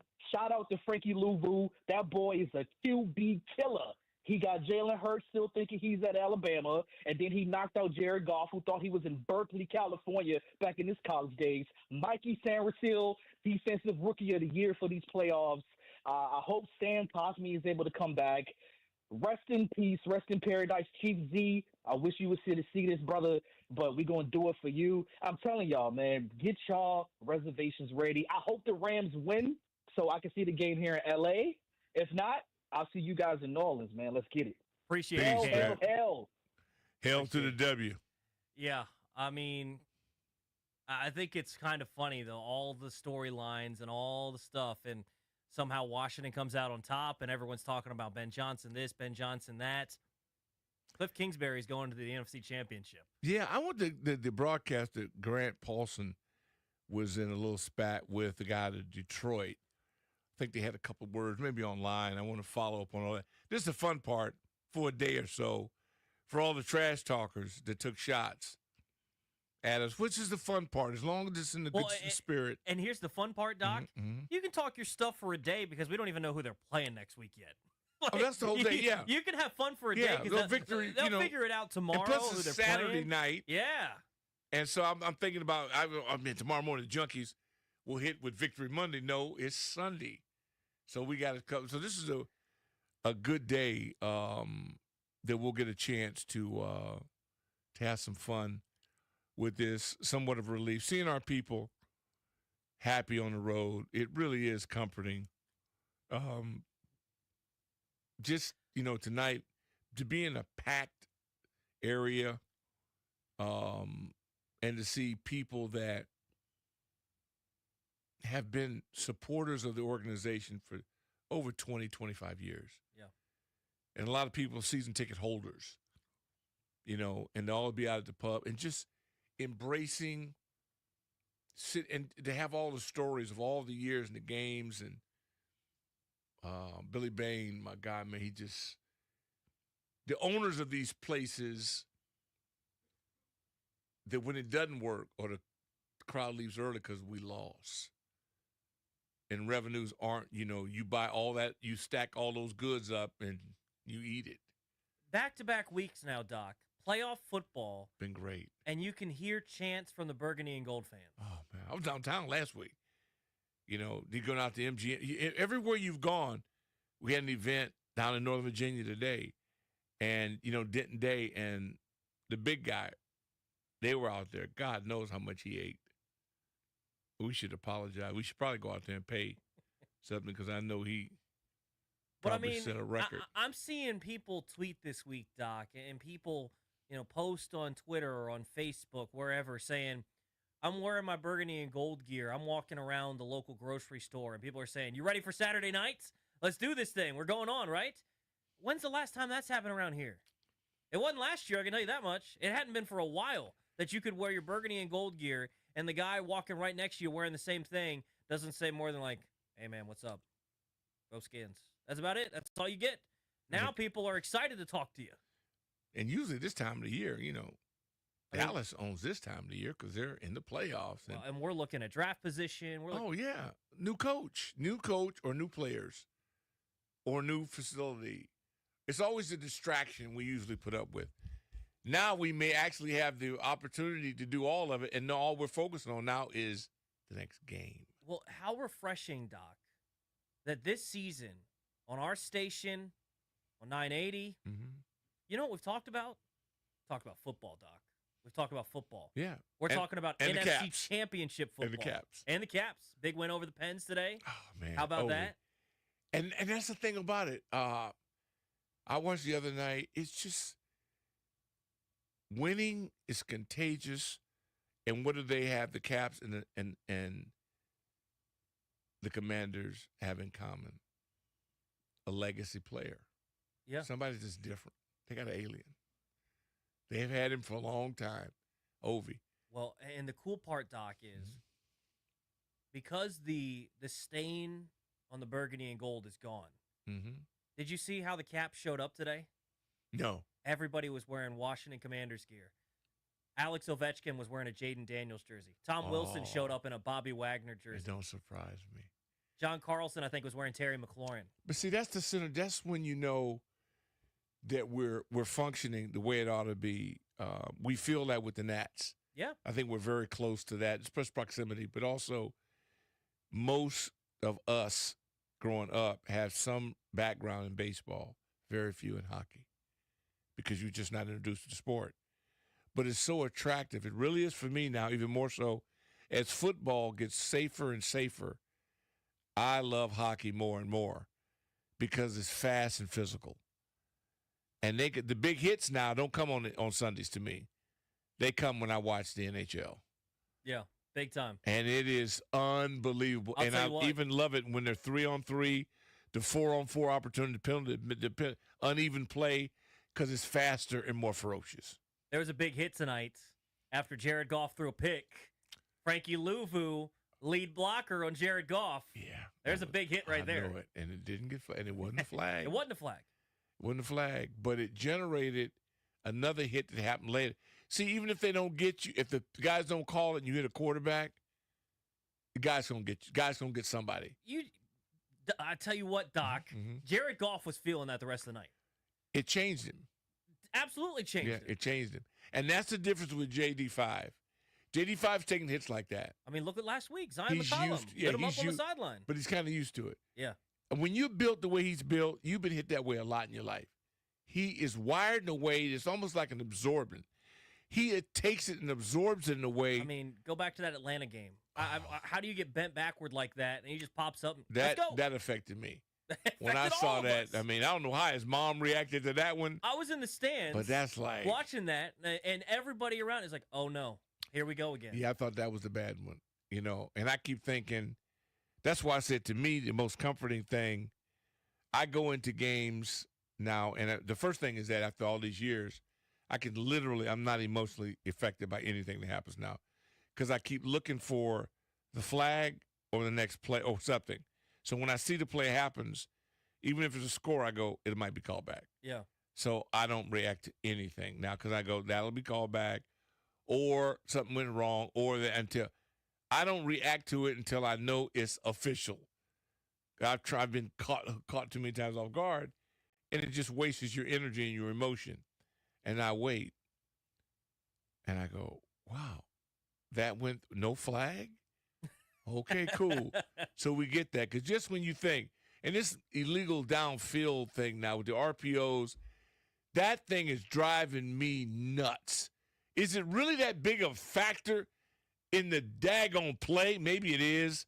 Safety reasons, I don't know. But a couple of these plays are just driving me bat manure. And then I go, but if they make the game safer, it is better in the long haul because it's a nice game. And I watched the Texans and Kansas City. There was some vicious hits. Big-time hits. That Houston defense was flying around. Both those teams and that game play. was so competitive. Mm-hmm. And it was really never out of reach. And and that's the kind of football I love. I don't want to see slaughter. I guess I was betting on it. I'm not playing the game. I want it to go down to almost the last play, which is unfair because it just drives people nuts. You would have loved this season for Washington then. Well, 6. I've never seen anything like this. Nothing like it. This guy, and I keep thinking, well, what if he wasn't on your team? What would you think about him? And I go, well, I've seen it. Patrick Mahomes. Yeah. I've seen it. Patrick Mahomes does what JD5 does. He's been doing it. This is 7 years now that they've had this magical run. And the day it hit me, I go, could we be on like a 6 or 7 year? That's what they are on. Yeah. It's a 7-year run with Mahomie and all these things they've won and been in because he's like Patrick. Now, the other guy in Baltimore has, and the guy in Buffalo, they all have similarities, but nobody's pulled it off like Patrick and now Jaden in terms of because their teams win. And they don't have to be perfect for their teams to win, but their team wins the game. The other guys build up gaudy stats, but their team doesn't win the game. I want the guy whose team wins the game like Tom. Yeah. Tom looked like he was disabled. Everything people call him check down Charlie. He's the check down Charlie poster boy. I'll take checkdowns for 7 Super Bowls. But he got you completions. He kept the chains moving. Yeah.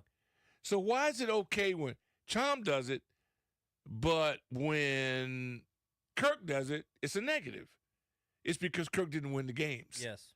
So that's why I keep saying you have to win the game for any of this to make sense to me. If you don't win the games, I don't pay attention to you. And I think the similarity you're talking about between what you're seeing with Jaden and Patrick, and you're not saying they're the same guy, but with Patrick, Patrick always does and he has a knack for is when they've got a habit. It's 4th down. It's 3rd and long. It's the 4th quarter. They're down by 4 points. They've got to have it, a minute to go. He runs for the first down. He throws a touchdown. He finds a way. Jaden has that knack as a rookie. Yeah. I mean, we were talking about it earlier when we're starting the show during the game. Right. It's 4th and 2. What do they find? They find Terry on a drag route. Time and time again, early in the game. Why do you find somebody's primary? 4th and 3 early in the game. They find Zach Ertz. They do the same 2 guys every week. So I'm defending him. I'm the defensive coordinator. I come in. No, not defensive coordinator. The head coach or the owner comes in. Let me tell you 2 nitwits something. They got 2 guys. They throw them to same 2 guys every game. It's like Kelsey. Today, I don't know if you saw it. Patrick's almost about to be sacked. Unreal. He stumbles. He's throwing off. I said, I'd have bet my life. That ball is going to number 87. And sure enough, it goes to him. Those 2 guys connect again. So you're telling me that the guy that was assigned to 87 was not told that when, and that's why I go, we finally have a guy like that. You know, like what Baltimore has, like what Buffalo has. What does it mean? It means that if you surround him with a few more freaks, you got a chance. Because that kid 95 in Kansas City, let me tell you something. They've got special players over there. Big time dudes. And the kid they got out of the Russian Karloftis. Let me tell you something. Special. 3 sacks today. Dog. You can't miss. You gotta have a young dude. You can't just have. You gotta have them in all levels. You know that's a good lineup. Yeah. That's why I love the Rams. I'm so high on the Rams now because I got to really focus on their D-line for the 3rd time this year. But when they play Minnesota, I know their left tackle Minnesota was out. It don't matter. And you'll see it when against Philly. Or you've seen it because you see against Philly. It don't matter. They're relentless. And that's what it takes. Who is that? That's when I like you. When I got to get my program. Who the heck is that? Not the guy we all know. Oh, the guy on the commercial. Oh, that's the number 1 pick out of Alabama. We know that. Surprise me. Who did you coach up? Who did you steal from somebody in the draft? Show me the effectiveness of your front office. Yeah. You don't excite me because you got a number 1 draft pick to be good. Hell, they were paying him. When you get the 4th, the 5th, the 6th, the undrafted. See, that's why I love UFAs. Show me a guy that went out and found somebody. Now, that's the guy I can win with because I can't afford to pay everybody. That's the balance. That's why the Dallas Cowboys, as much as I may kid you about them, very well built. They got talent everywhere. Yeah.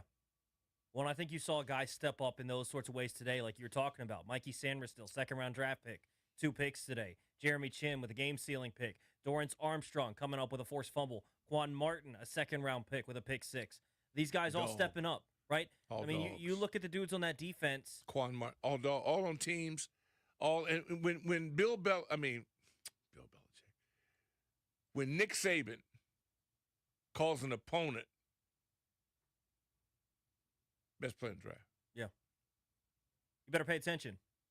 And if you paid attention to college football, by the way, this is what Mikey did in college. Big spots, he's coming up with a pick. Play. He comes up with the play. Two-way player. And, Doc, this is a guy that's playing out of position, but too. he stayed on the board. He stayed. Other people could have taken him. It's just like we passed on, and I'm not saying one guy did it, but our last staff, somebody made a decision to pass on two, not one, but two players that are all pro now in their second years. Two. Yes. Not one. Two that are not night. They're all pro. One a corner and one a safety. And by the way, you can't make that up. It's one thing to identify it. Max and I could have made that draft pick for him, and then we would have been right. You can't make this up. I could have made that draft pick. We all wanted Christian Gonzalez. You can't make it up. If I throw in a receiver in New Orleans, you just can't. Yes. You can't make this up that you would pass on Pro Bowl type talent to that level, and your guys now not even be on teams or in the league. You can't make this up. It's not that someone doesn't like you. I have no problem with you because you're a zero to me. As a matter of fact, I like your talent. Anybody able to con somebody out of that kind of money, you're a pretty gifted dude. I ain't mad at you. I hope you write a book. I'll read it. So I want to read two things off Twitter before we hit a break real quick. Mm-hmm. So the first thing is, I don't know if you noticed this, there's a viral dance from Kevin Durant when he was with the Golden State Warriors. It's a very unique dance. Okay. If you notice and go back and watch, Jahmyr Gibbs' first touchdown hits the dance. And Kevin Durant tweeted out, have a great night, Detroit. with the video of the dance. KD's DC now. Oh, big time. He said, have a great night, everybody. Yeah, it's DC. The other thing I wanted to read, Washington Commanders tweeted this out. It said, if you're ever sad, just remember the world is 4.5 billion years old, and you somehow managed to exist at the same time as Jaden Daniels. I like that. In all of eternity, you could have thrown me at any point in history. I'm with Jaden Daniels, and I wouldn't have it any other way. 800-636-1067. You want to hop in? It's the Burgundy and Gold postgame show. Nice. Toby Altizer, Doc Walker, more to come here on The Fan and the Team 980.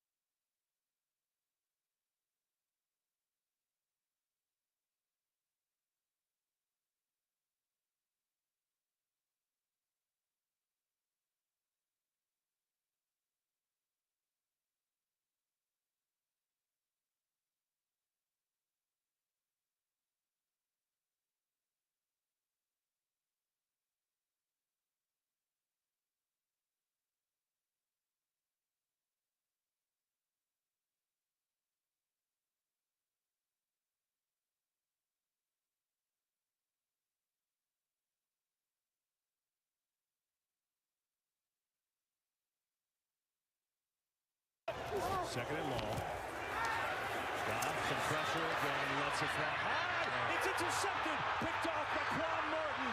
Martin with some blocks, inside the 20, still going. Martin, pick six.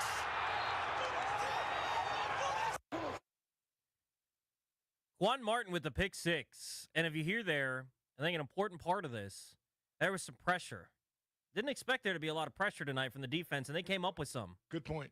They came up with some. And these guys that were showing up, you were talking about dudes needing to show up all over the place, like Dorrance Armstrong and Sanders. Armstrong, man.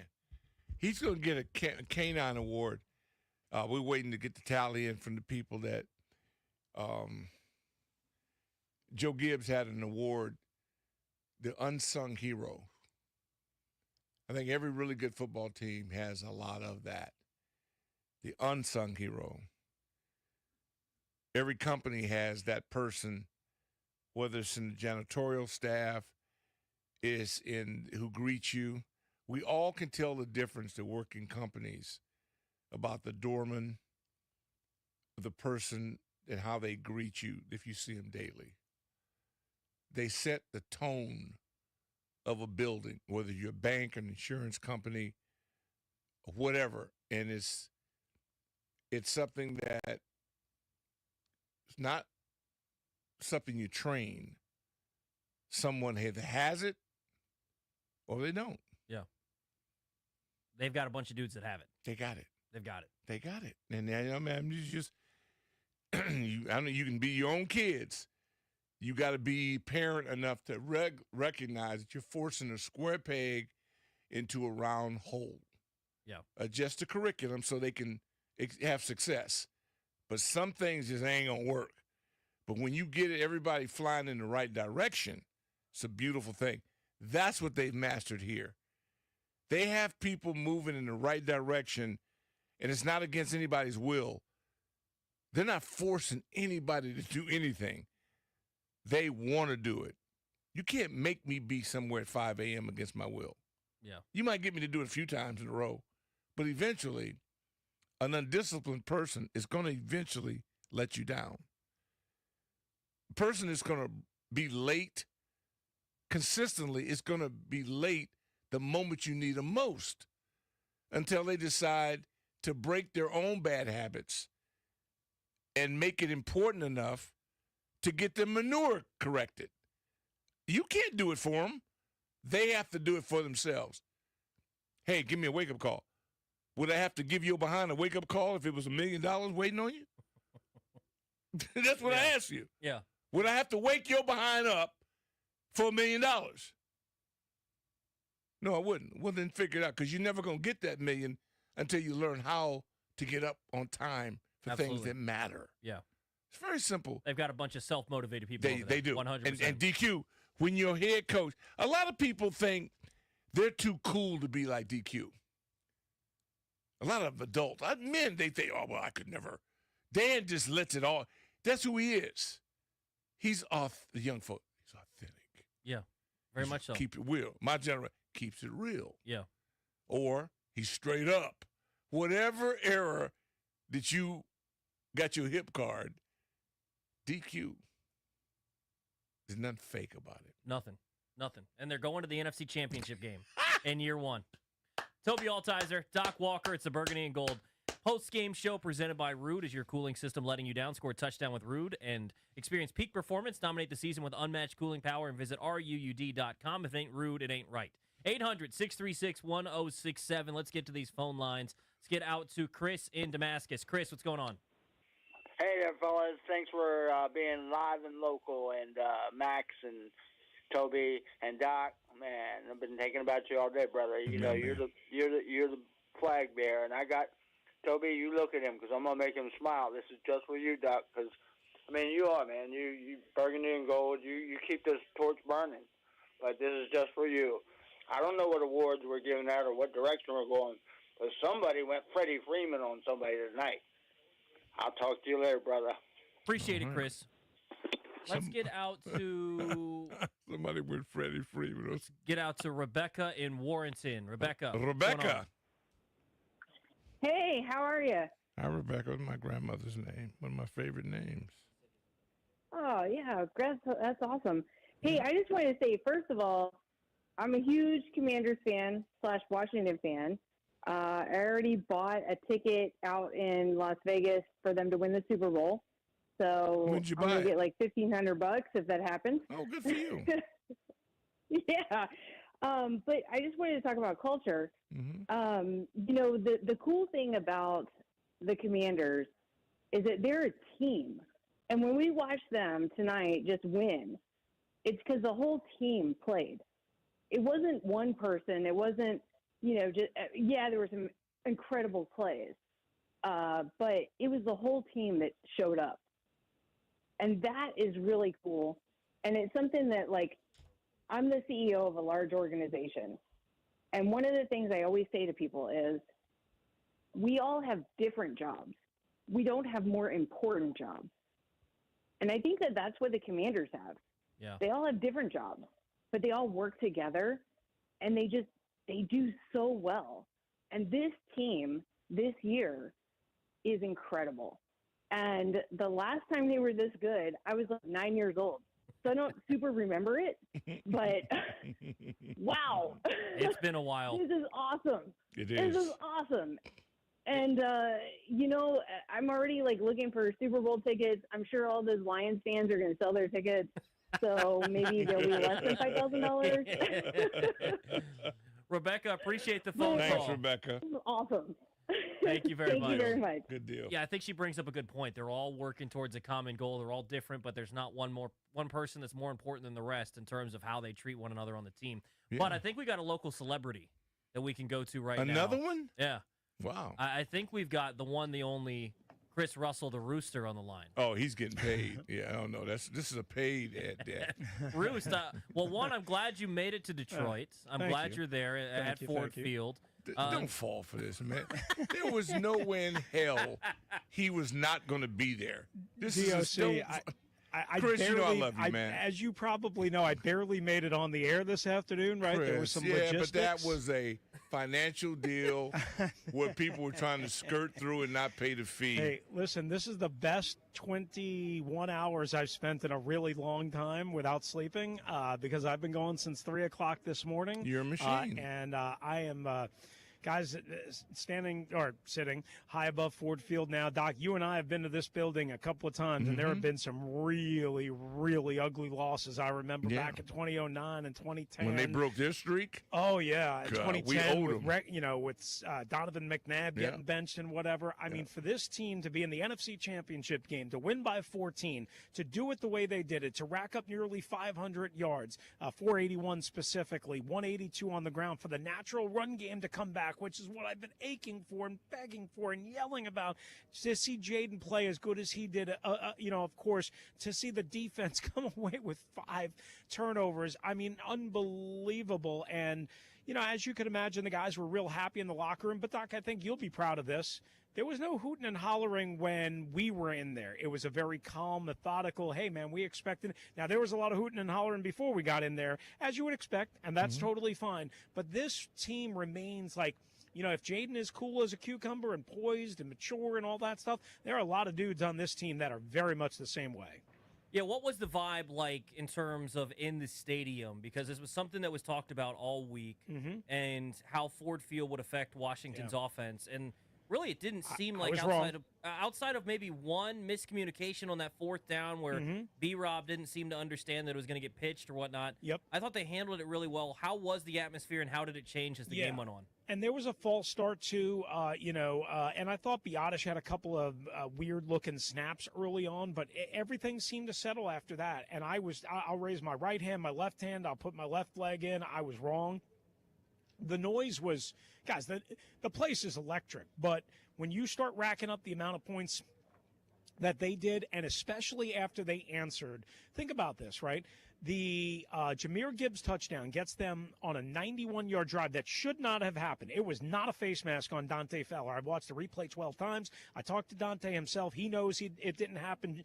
Bobby Wagner was screaming and crying, screaming at the official, that it should not have happened. And that made it 31-28, right?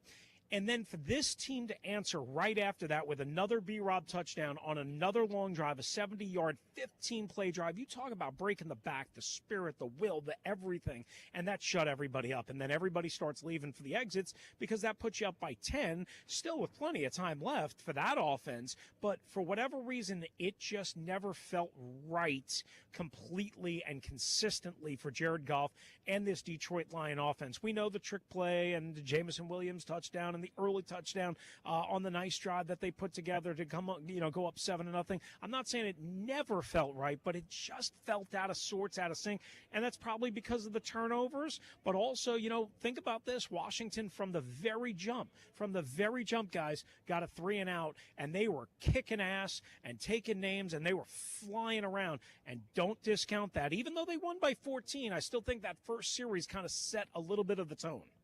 Cosme, injury update, any news? Did not see him, Doc.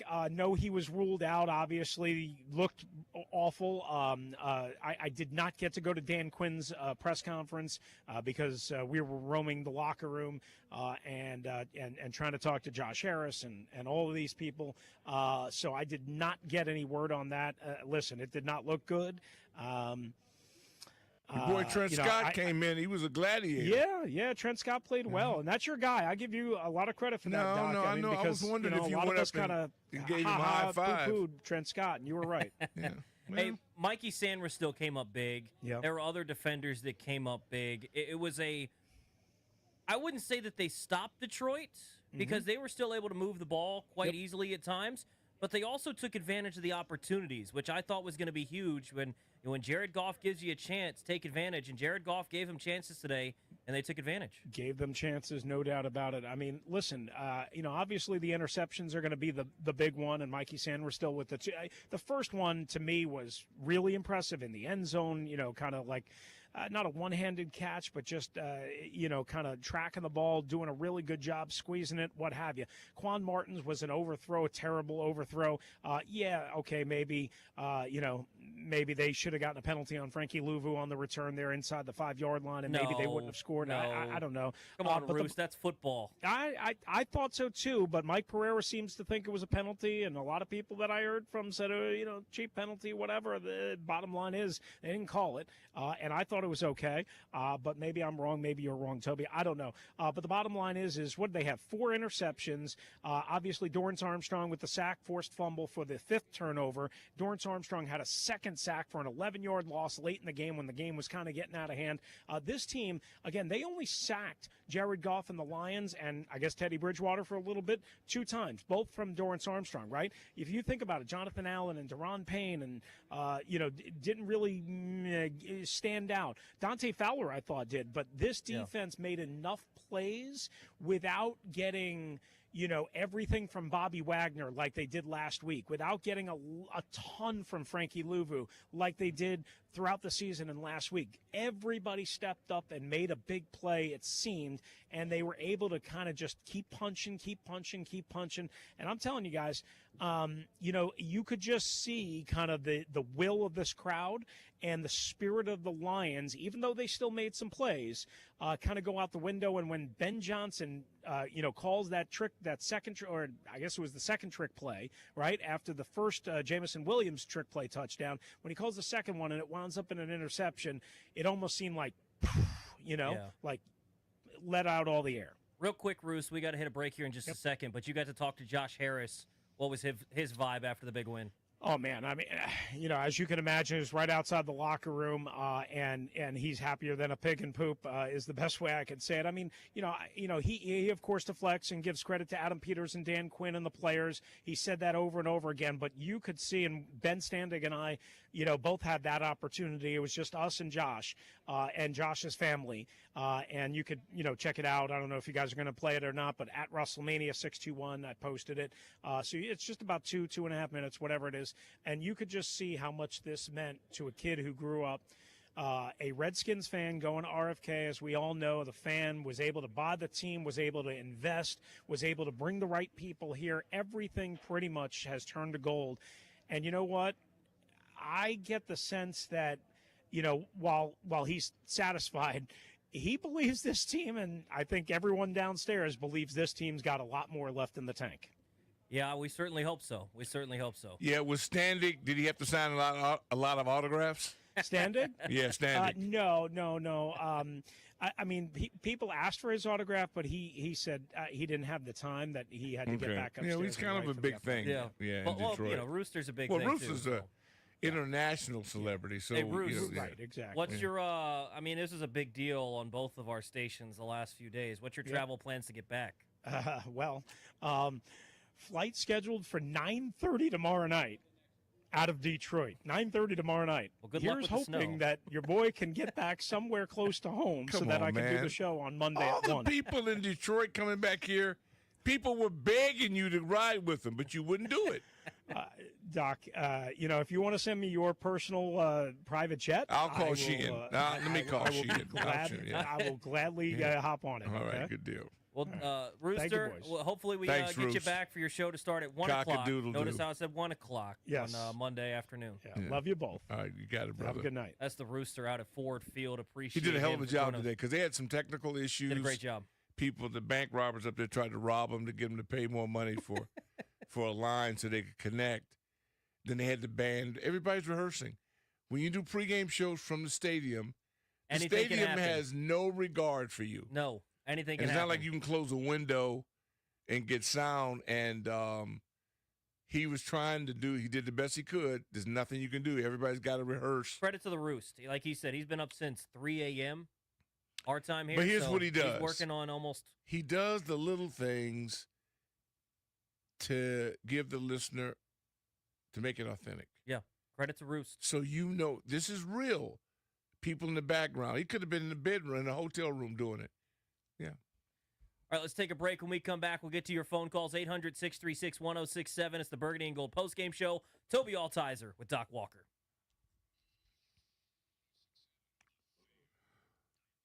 Yeah, man.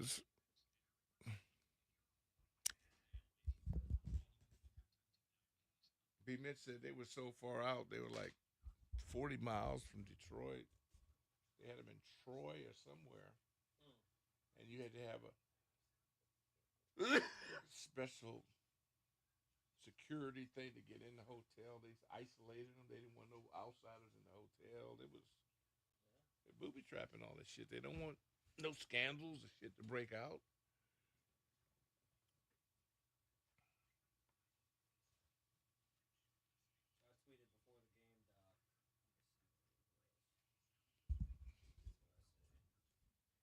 Why not Washington?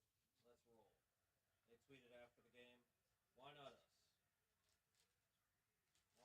That's great. It's so much fun, the XCast, just during the game, and, people they're into it, and I can focus and not have to fuck with people wherever I'm at publicly, but it's not as much fun. I'd rather be home so I can really focus and get with them, and they respond, and it's far better than this YouTube thing they've got going that I don't understand, because we don't interact with the people. It'd be different if we were taking questions from them or doing something, but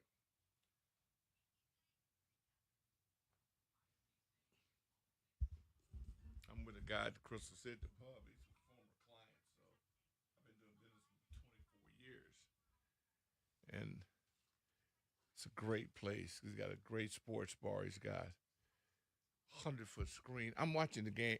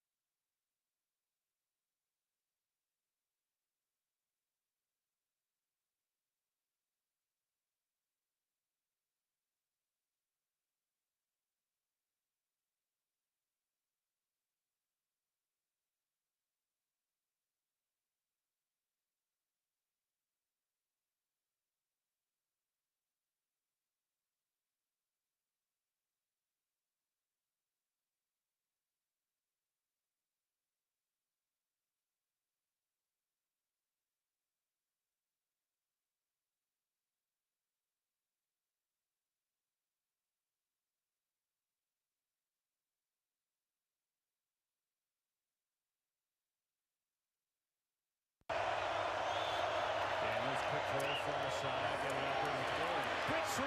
Terry McLaurin, the race. McLaurin is going to win. Touchdown, Washington. Scary. Scary Terry, man. I was told he What a wasn't a nickname. number one. I was no. told he's not, But he's told not by elite. whom? By whom? I've been told by plenty of people, and I told all those people that they were wrong, and you saw it this year. Second team All-Pro. They said, just get him a quarterback. They got him a quarterback. Look at him. Look at him. Big time in a big game. You're listening to the Burgundy and Gold postgame show. Washington is going to the NFC Championship for the first time since the 1991 season. Let that set in for a little bit. 800-636-1067. You want to hop in on the MGM National Harbor listener lines? Let's get to Dave in Ashburn. Dave, what's going on? Hello. It's so good to talk to you guys. Good to talk to you, My Dave, man. especially after a win. Especially after a win, and especially talking to Mr. Doc Walker. I have so much respect for you, Doc. Well, thank you, man. We just got a shout-out from Big Tony, Steeler Nation, congratulating us, and appreciate that because the Steelers have such a standard that we all respect, and I just hope we can be as good as long as they've been good. So I'm Zinzworld in the chat right now, and I'll be here as long as you guys are online. I sent you a message, Doc, this week on Instagram. This team to me right now is like the 82 Skins, and I would encourage every fan out there right now to go look up NFL Classics videos of what the 82 Redskins were and what we became. We were that team of people that just, they were like, oh, who are these guys? Well, you know who we are? We are Super Bowl champion caliber people. We are the 5 o'clock club. We are the posse. We are the Hogs. This is the start of a new dynasty, and all it took was getting rid of the curse of the bad karma of a guy like Dan and getting rid of him, and now we've got the community back. This is like, I cannot describe what it's like walking around with my burgundy and gold gear on. Whether you call us the Redskins, whether you call us the Commanders, there is a unity. We are united again with the burgundy and gold. And I want to send a huge thank you to Sanderstill, my defensive rookie of the year. I've been watching him all year, and seeing Sanderstill progress and then seeing his game tonight, I love our offense. JD5, we can't say enough about him. He's the future. But Sanderstill tonight, there are so many times when I doubted that beginning, and then our defense, they stepped up, and they stepped up. And they stepped up time and time again tonight. And that was the matchup that we were worried about this whole week, was how is our defense going to step up to Goff? Well, you know what? Louvu hit him with a clean hit, despite what the referees said, or despite what the announcers wanted to say coming back after the break. They wanted to say, oh, no, that was a clean hit. He became He became an active player. He wasn't a quarterback at that point. Exactly he was an active player. Yeah. Yes. And they wanted to say that, and that was right before the drive where they called the BS face mask penalty, which actually was a jersey grab by our guy, but it was actually a face mask push or face mask grab by their guy, and they wanted to keep that drive going. But you know what? We are the Washington. We are united. I don't know how much to say other than people need to look up that 82 team. Sure. We are the team that started a dynasty, and I can see the future for at least 10 years. We have developed a culture again.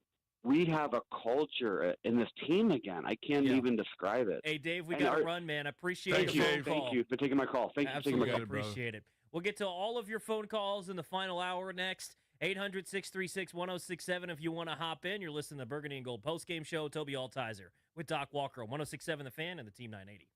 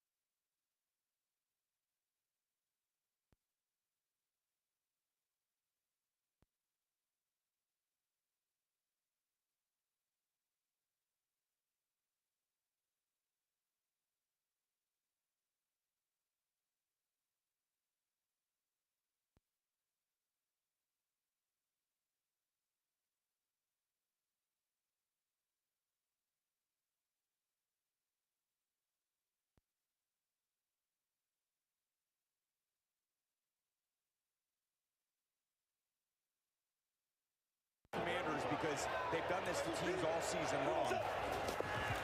Here's Goff. Pressure. Steps away beautifully. Firing for the end zone. Oh, it's intercepted in the end zone. Picked off by Saberstill, who's now looking to take it out. And Saberstill is going to go down. The third turnover of the first half for Detroit. The Commanders are on their way to the NFC Championship game for the first time since the 1991 season with a 45-31 win over the Detroit Lions tonight in Detroit, taking out the number 1 seed.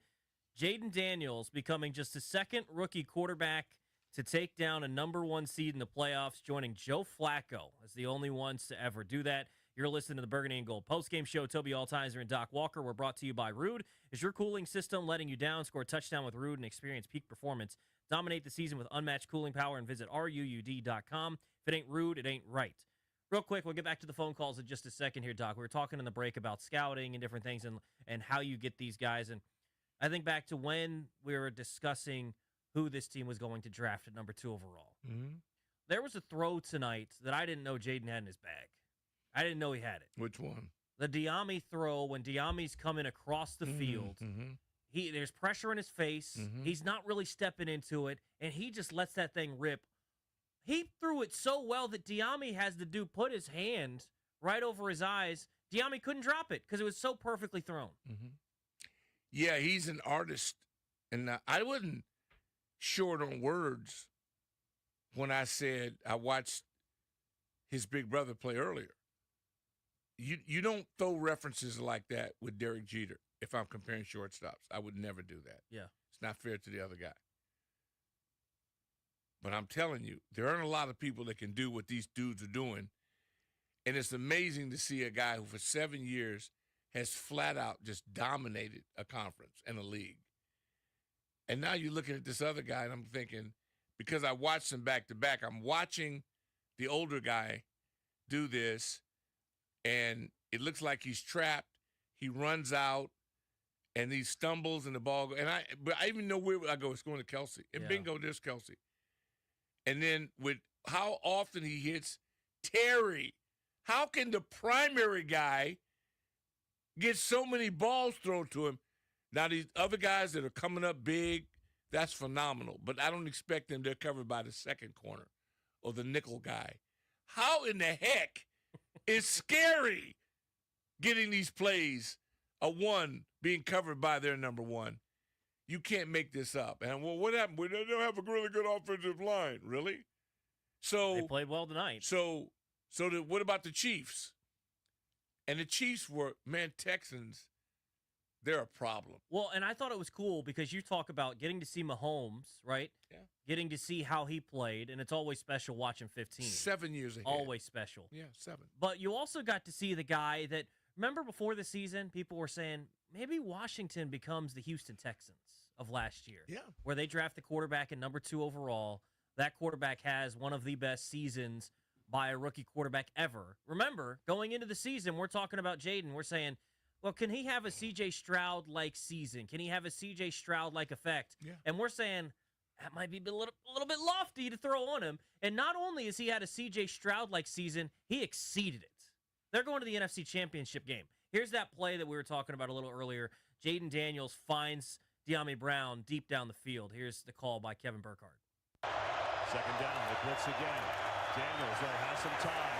Lets it rip, floating it deep down the field, going for Brown. He's got it! A perfect throw to Diami Brown! Wow!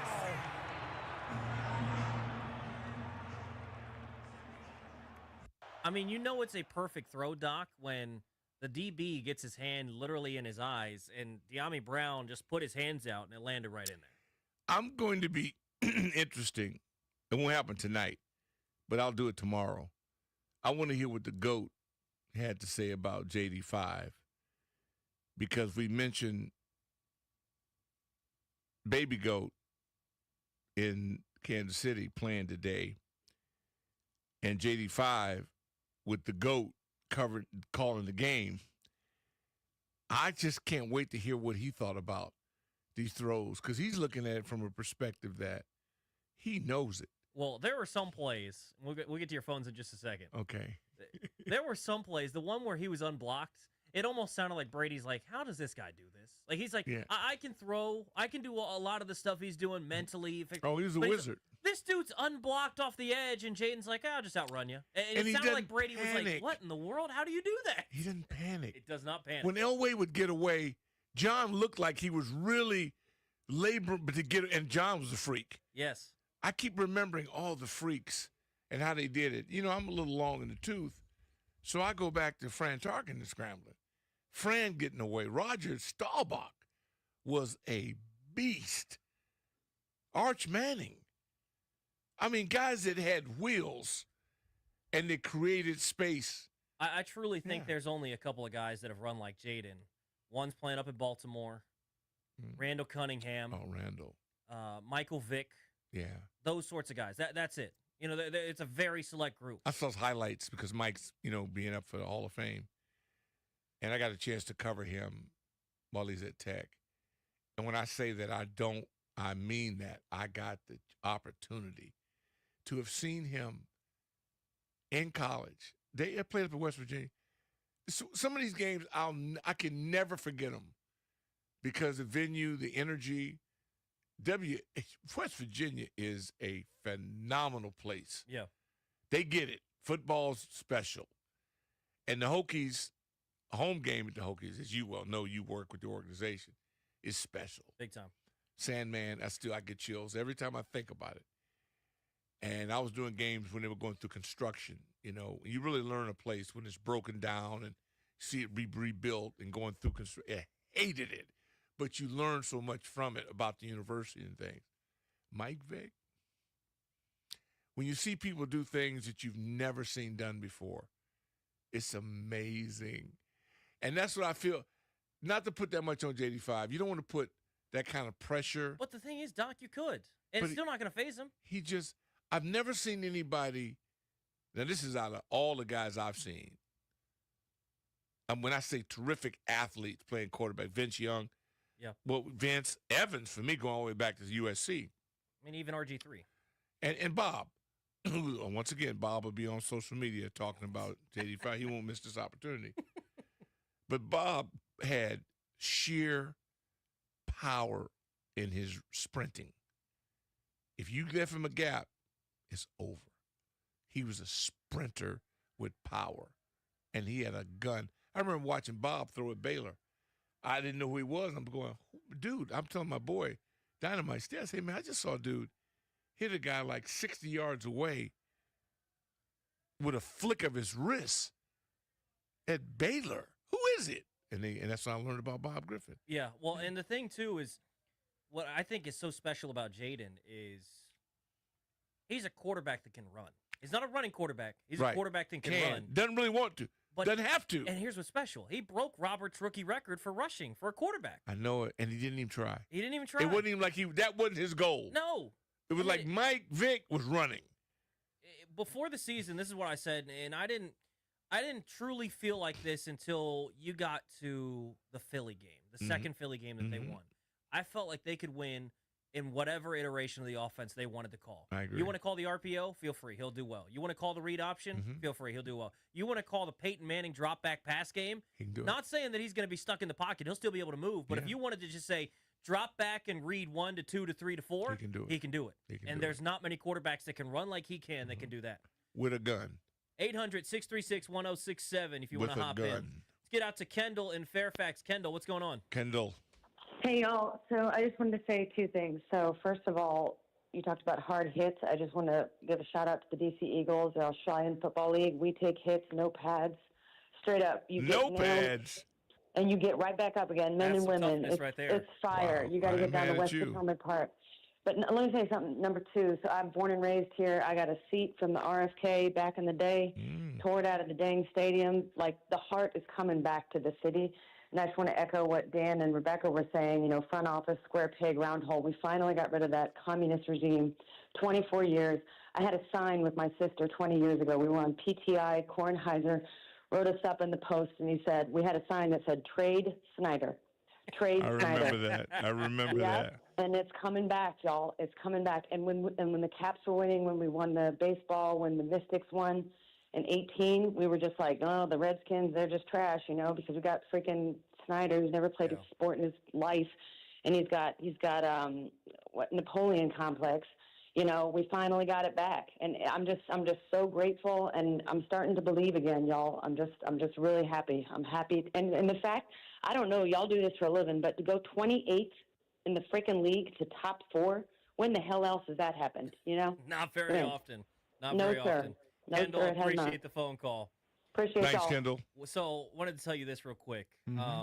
Yesterday, Danny and I are out at Uptown Alley in Manassas. And I was filling in for GP, who had the flu, so hopefully he's better and can go to wherever the NFC Championship. I can't believe GP. That disappointed me. Yeah, it's sad. He's in such great shape and he's been training. Sad. But there was someone that he had it in a case, Doc, right? So he's got the flat bottom with the wood, right, and then the glass case over the top. He brought up to Heavy Metal Chris. He brought up to Danny from some grass, some turf from RFK Stadium. Oh, that was real. From the goal line. And he said, here, touch it for some good luck. I don't know if that's the reason they won or not, but hey, man, wherever G&D are on Friday, bring that thing out there again and let's see if that works. Yeah, that man need to be. Did Metal did touch it? Yeah.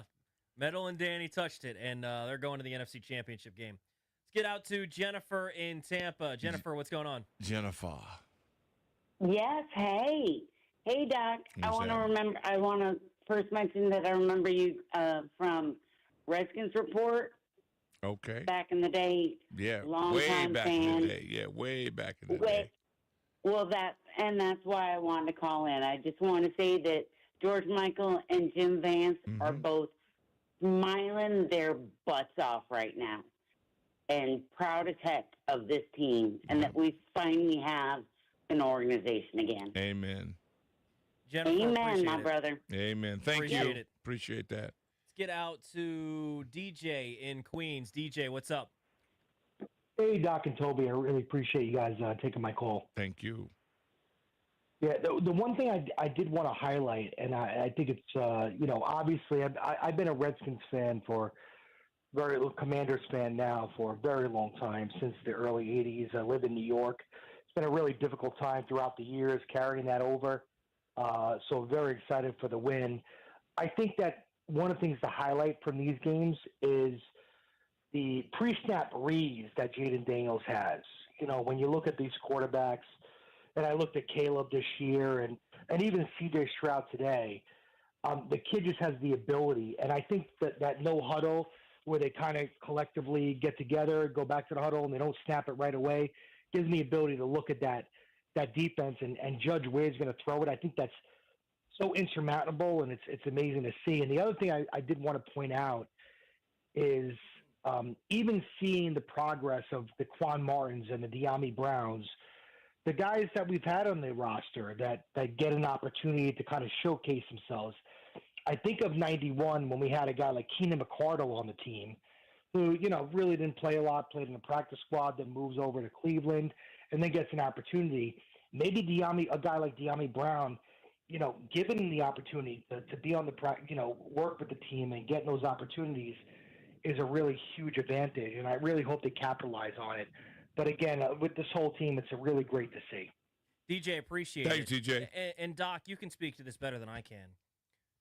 When you go on a special run, you need guys to step up that you don't expect.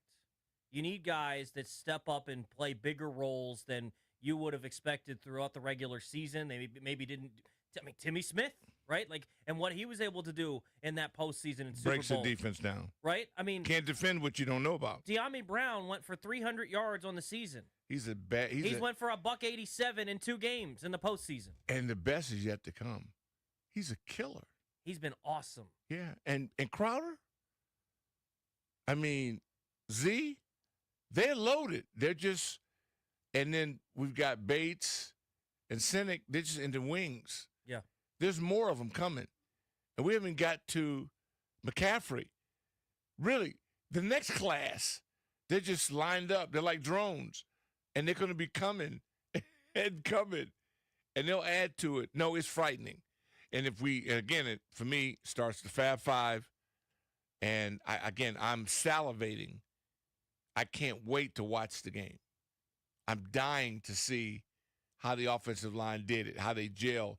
That was the Lions they just tamed. Yeah. And an aggressive defense. Yeah. Following the Buccaneers, who are legit. Baker Mayfield, Mike Wood, they're legit.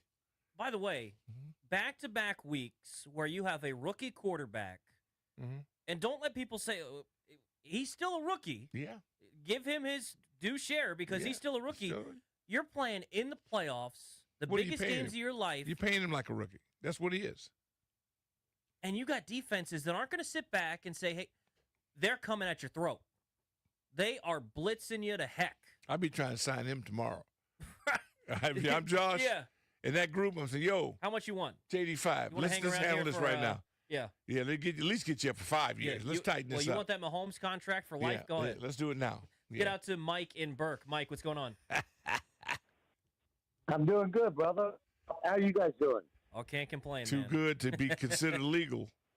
Oh, I know. Hey, Doc, and Toby, thanks for taking my call. And I'll tell you what, I would just like to thank the ownership, the whole team, because they played like a team, and they won that team game by playing as the offense, defense, and of course, Jaden, I mean, you can't say enough about him, but the whole team, and that's what they needed to do to win, to be a team and play together and play smash-em football, and God bless them. And, Doc, thank you. I got to watch 3 Super Bowls. I never thought it would happen. And God bless the ownership. And it all started there. And everything's been perfect since. So I think we got a lot more years in us. And God bless us all. Appreciate it, Mike. Hey, man, I'm like Ernie Banks. Let's play 2. Doc, I've never gotten to see a Super Bowl with my team in it. They're 60 minutes away. I've never gotten to see an NFC Championship game with my team. Well, I'll say this. The worst loss to me in all of sports is the championship game. Never lost one. Lost the Super Bowl. But if you lose a championship game, you don't get the experience, which is the craziest thing that you can imagine, because most of us male losers have had Super Bowl parties. Yeah. Or been at Super Bowl parties. And once you've been to one Super Bowl party, you can never get it out of your head that now people are sitting there watching you in this game that you went and did. I think Super Bowl parties are all kind of related to nacho dips. I can't think of a Super Bowl party without nachos. Yep. And brewskis. And you're sitting there, and I was thinking about one of the best ones we ever had back in college, because those are usually your best 2 or 3 or 4 years of Super Bowl parties are when you're in college. And then you can't, to think that now people are sitting there with the cheapest beer they can get in volume and pizza and wings and all the Super Bowl type foods for people that are on limited budgets, and they're screaming and hollering over this game. Little do you realize what the people in the actual cities that you'll be representing that you don't know anything about. You just think people non-partial or wagering. And then another level, Rooster and I were in Detroit covering the Super Bowl, but we were leaving. He may have stayed. I left to go to Vegas because I'd never been to Vegas for a Super Bowl. I wanted to know what it was like to be in a casino because I heard about it. It's just different because people are wagering on everything, screaming and hollering after every play because first down, who scores first, who touches it first. And I left Detroit before the Steelers and Seahawks because I wanted to experience that. So all these things go through your mind, and then you're in it. And then none of that you're thinking about. You're not thinking about any of that because you got a dude trying to kill you right over the line before you. And I keep saying this on the air, and this is what DQ's done a great job of, and all their guys. It's not fear of the opponent. It's fear of letting your buddy down next to you. You want John to score. You want Joe to catch the ball. You want Art. You want your buddies to succeed. You don't want to be the guy. Oh, you left the lug nut off the plane, and that's why the door flew off on flight 771. That's the whole thing. It's accountability. Yeah. For your teammates. That's what DQ has galvanized. So they're not playing for themselves to break a record. They're looking at JD5 like they want him to do it. We got a chance to get him a rookie of the year because everybody assumed that Caleb would get it. No, not so fast. Now they want to get him a super. So it becomes when you're doing something for a teammate, it's the best kind of gifts. You're just giving. And then when the guy's not a jerk, that's the other thing. What is there to dislike about this dude? Nothing. All he cares about is ball. It's nothing about himself. Biggest smile I've seen on his face was when Marcus Mariota scored. It's true. I've not seen this dude show that level of excitement to that level yet. So I said, wait a minute. Is this dude bionic? So he loses his mind when you do something well. When he throws a Hail Mary and the whole city erupts, he just smiles. He doesn't have an enemy on a defensive line in the league. And the other thing, too, you'd have to correct me if I'm wrong here, Max or Ben or Doc. You ever seen him beat his own chest? No. It's always pumping up the crowd, pointing at somebody else, hugging. Never once is it this. Never. Well, he did drop an I'm like that after the Hail Mary, but, like, who wouldn't? I mean, but he's letting them know. You know, he should, as he should. But it's never about just him. No, it's not, and it's like it's special. Then he's with moms, so he's a good son. It's almost like I'm going, come on, dude, really? But yeah, but it all starts by being the first guy in the building. Yeah. So I mean, how many of us thought, okay, this will die off after camp? Nice start. Appreciate you getting the set and the tone. Still doing it.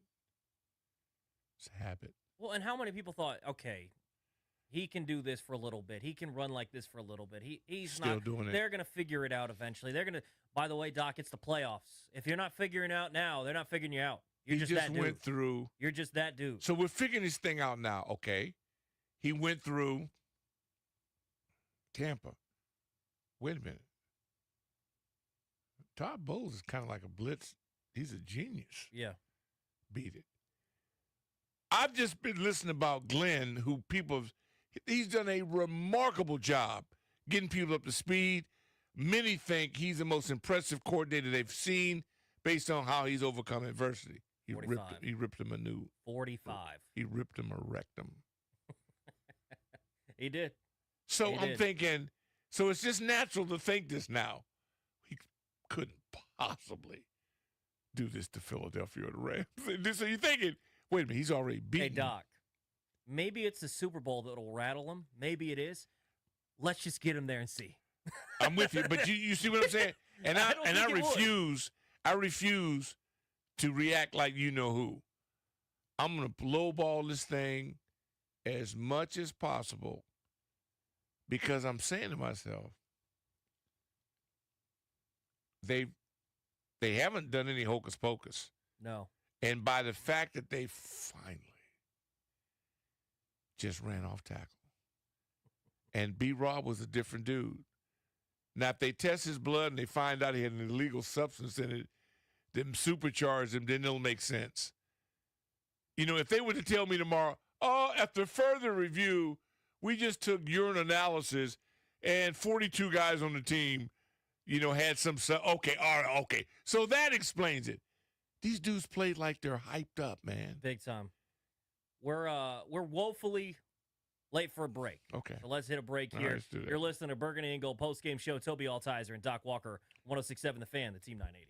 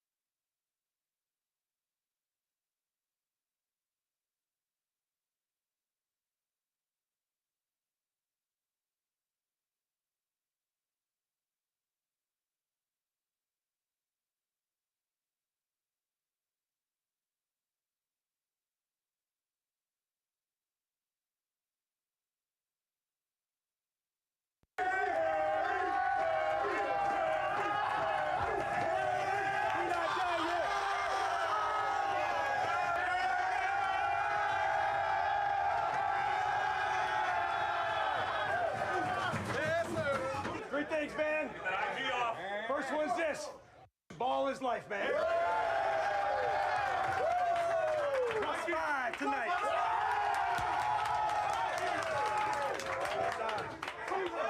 Talked about being heavy hitters, and you're for damn sure some heavy hitters now. From the first day we got together, it's on our wall. Anybody, anywhere, anybody. All right, good luck, you guys. Let's find out where it is tomorrow. Take our show back on the road. Yes, sir.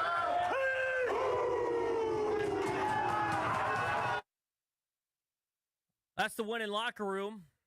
It's headed to the NFC Championship next week as the Commanders beat the Lions tonight, 45-31. Doc, in 2 playoff games now, they have won the turnover battle 6-0. They have not turned the ball over in the postseason. They got 5 of them tonight. Big difference in the win. Well, it's called winning football. And we used to call it playoff football. You have to get it. Is my old partner, broadcast partner, Tank Johnson, called it RBAC time. It's winning. Yeah. And in close circumstances, because the playoffs, everything shrinks down. Everything's condensed, and but it's everything you've trained for. And it's the big bad Lions.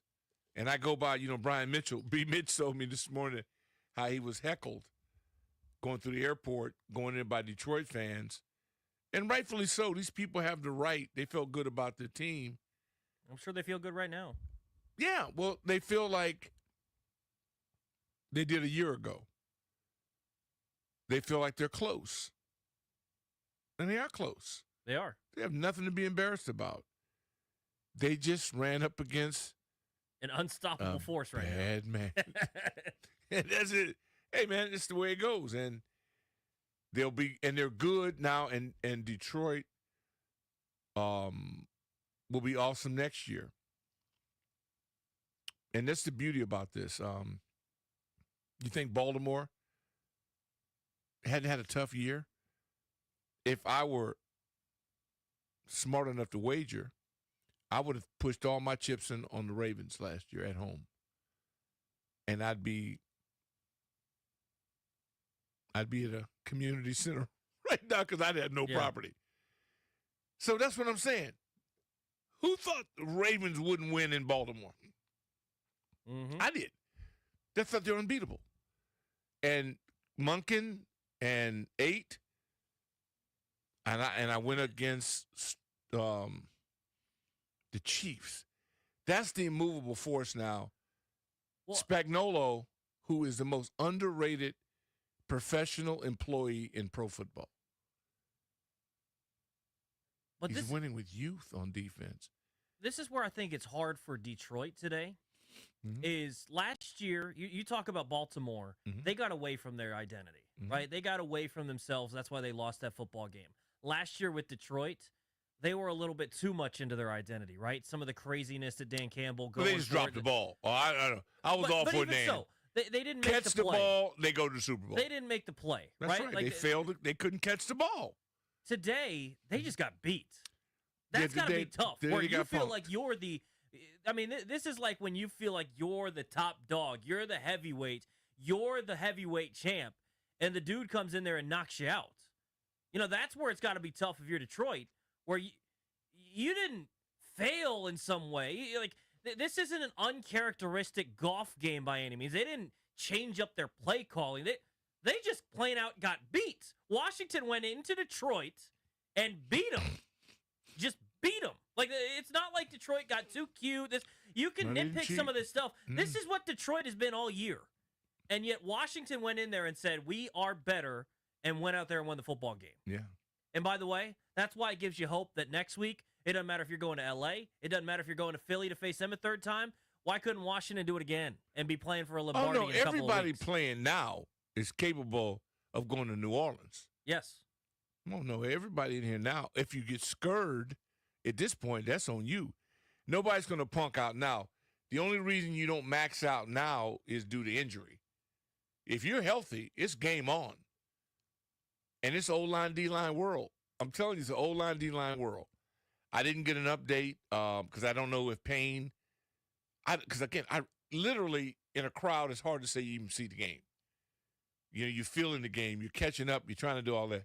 But the way I like to watch game, I've got to see, and it'll be on again. I'll tonight 3:30 a.m. it'll come on again. I won't be able to rest until I can thoroughly see why it happened the way it did. Right now, I'm just like, thinking that the dude is just like bewitched. He just special. 800-636-1067. You want to hop in on the MGM National Harbor listener lines? Let's get out to Rick in Connecticut. Rick, what's going on? Hey, Rick. What's up, gentlemen? How are we? What up? I'm tired, man. I feel like I played in that game. Yeah, I don't feel like I played. I don't feel like I saw the whole game. I mean, it's so much, going on. That but first I'm half good was like a full game. Yeah, it was exhausting. Yeah. That's exactly what I said. I had a bunch of people here, and at halftime, I'm like, man, it feels like the game should be over right now, and it's halftime. Yeah, it is. They play fast. I don't think there was a ton of penalties, which is kind of clean. Yeah, for there were a couple missed penalties. The Zebras, I don't think, didn't take the game over. No, I thought appreciate that. There was a play. They could have, but they really didn't. There was a play that we were texting back and forth, some of the guys that work here, and Anzalone comes flying in a little late. It's Jaden. Andrew Wiley pushed him over after the play, and they just let it play. I appreciate that. I love that. Just let it go. I love that, man. I love it. I hate it when they overreact.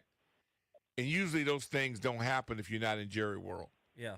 Because those guys are put under immense pressure. Rick, what was that watch party like tonight? It was pretty amazing, man. I talked to Doc this morning, and we had a nice conversation. I told him my 18-year-old son is named Gibbs, and we watch every game religiously here in Connecticut. That's right. And Doc said, we're going to talk tonight and celebrate. And I said, I hung up the phone, and I said, man, that would be a sweet dream, but I don't know about that. We're up against it. And here we are at 1:41 in the morning doing it. And hail to the Commanders. Hail to the W. We did it. Rick. We did it. And we weren't being cocky this morning. There's a confidence, Doc. There's a confidence, but the scary part about it, I was really brash if we had a running game. I'll talk a lot of trash if I know we can overpower people. I don't talk a whole bunch of trash. There's too much that can go wrong in the passing game. Yeah. You got protection. You got to catch it. You got to get open. There's just so many things that go wrong. But to be this precise, that's why the dude's scaring me. Because of his precision passing. And our guys are catching everything. And Scary, we haven't even given Scary his roses. We're so used to seeing him do this now, we just think it's ordinary. He's a special player. Brother's clutch. He comes up big in He's those clutch. moments. And it was really good to see everyone seem to step up today. Eckler was huge today with some of the plays he was able to make. He didn't get a ton of touches, but when he got them, he made the most of them. I mean, you're on with Grant and Danny, and let me tell you something. That interview, every week, he drops nuggets. You learn more about what it's like to be in the NFL through him. Yeah. When he's done, he's never going to be done with the NFL. No, he's got to be. He's got to be in the business. He's going to be NFLPA. Yeah, he's got to be in the curriculum. He's got to be in not just us sitting here talking about the game. He's got to be making the game better. Yeah. He's got to be involved in how we set rules, how we judge things. He's a special mind. He's a brilliant asset to the game of football. And, boy, can he play. Let's take a break. When we come back, we'll continue to take your phone calls. We just got word. Doc's going to be done at 2. We got to get our window of opportunity in here. I'm going to hang out till 3 again. I love you for that. You know what? And I love what you do for me because that way, by the time I'm home, I got to listen to you all the way into my garage. That's the way we want it. It was so comforting, and that was really cool. I mean, I could gut it out with you, but I think it would take away from you. Why would I want to do that? I mean, it's just so. Doc, you're free to take over these airwaves whenever you're free. No. I felt like it was just like you did it for me. I had a personal escort all the way to my garage. I thought, this dude is incredible. He's nothing like, what's the other guy's name? I can't remember. Well, I'm drinking an energy drink, so we should be good to go to 3 a.m. I'm not as tired as I was last week, so we should be good to go to 3 a.m. So keep calling in 800-636-1067. We'll get to your phone calls, and we'll continue to talk to you guys as long as we need to go tonight. The Commanders, the Washington franchise, they're headed to the NFC Championship for the first time since 1991. How about that? They win tonight 45-31. Burgundy and Gold postgame show with Toby Altizer and Doc Walker continues next here on The Fan and the Team 980.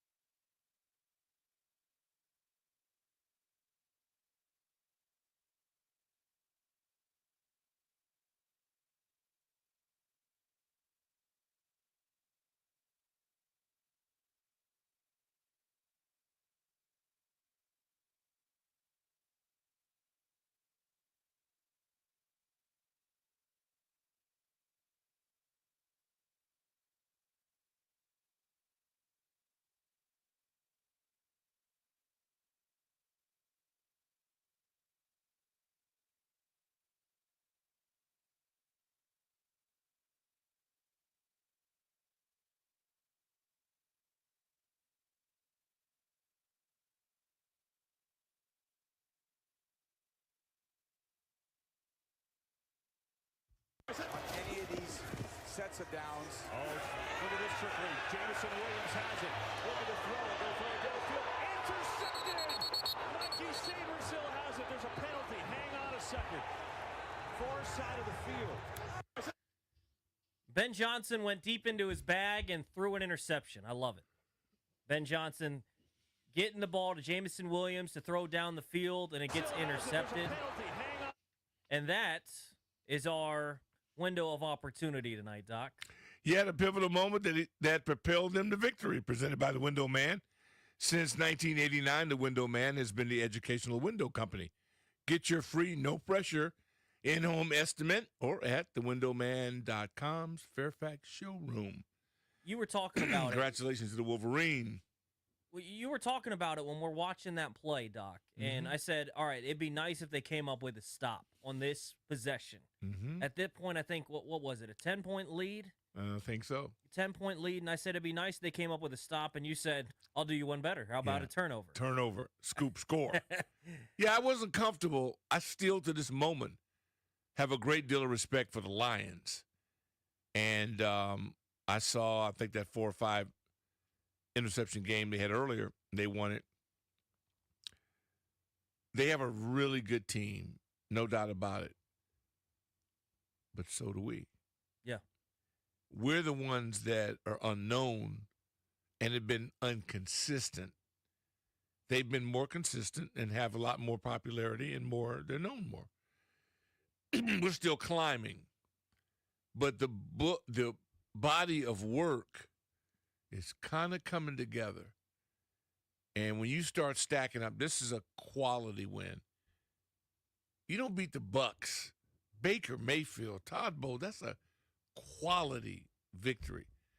And we're road warriors. Yeah. You're winning these things on the road. Big Don't tell me that you're lucky.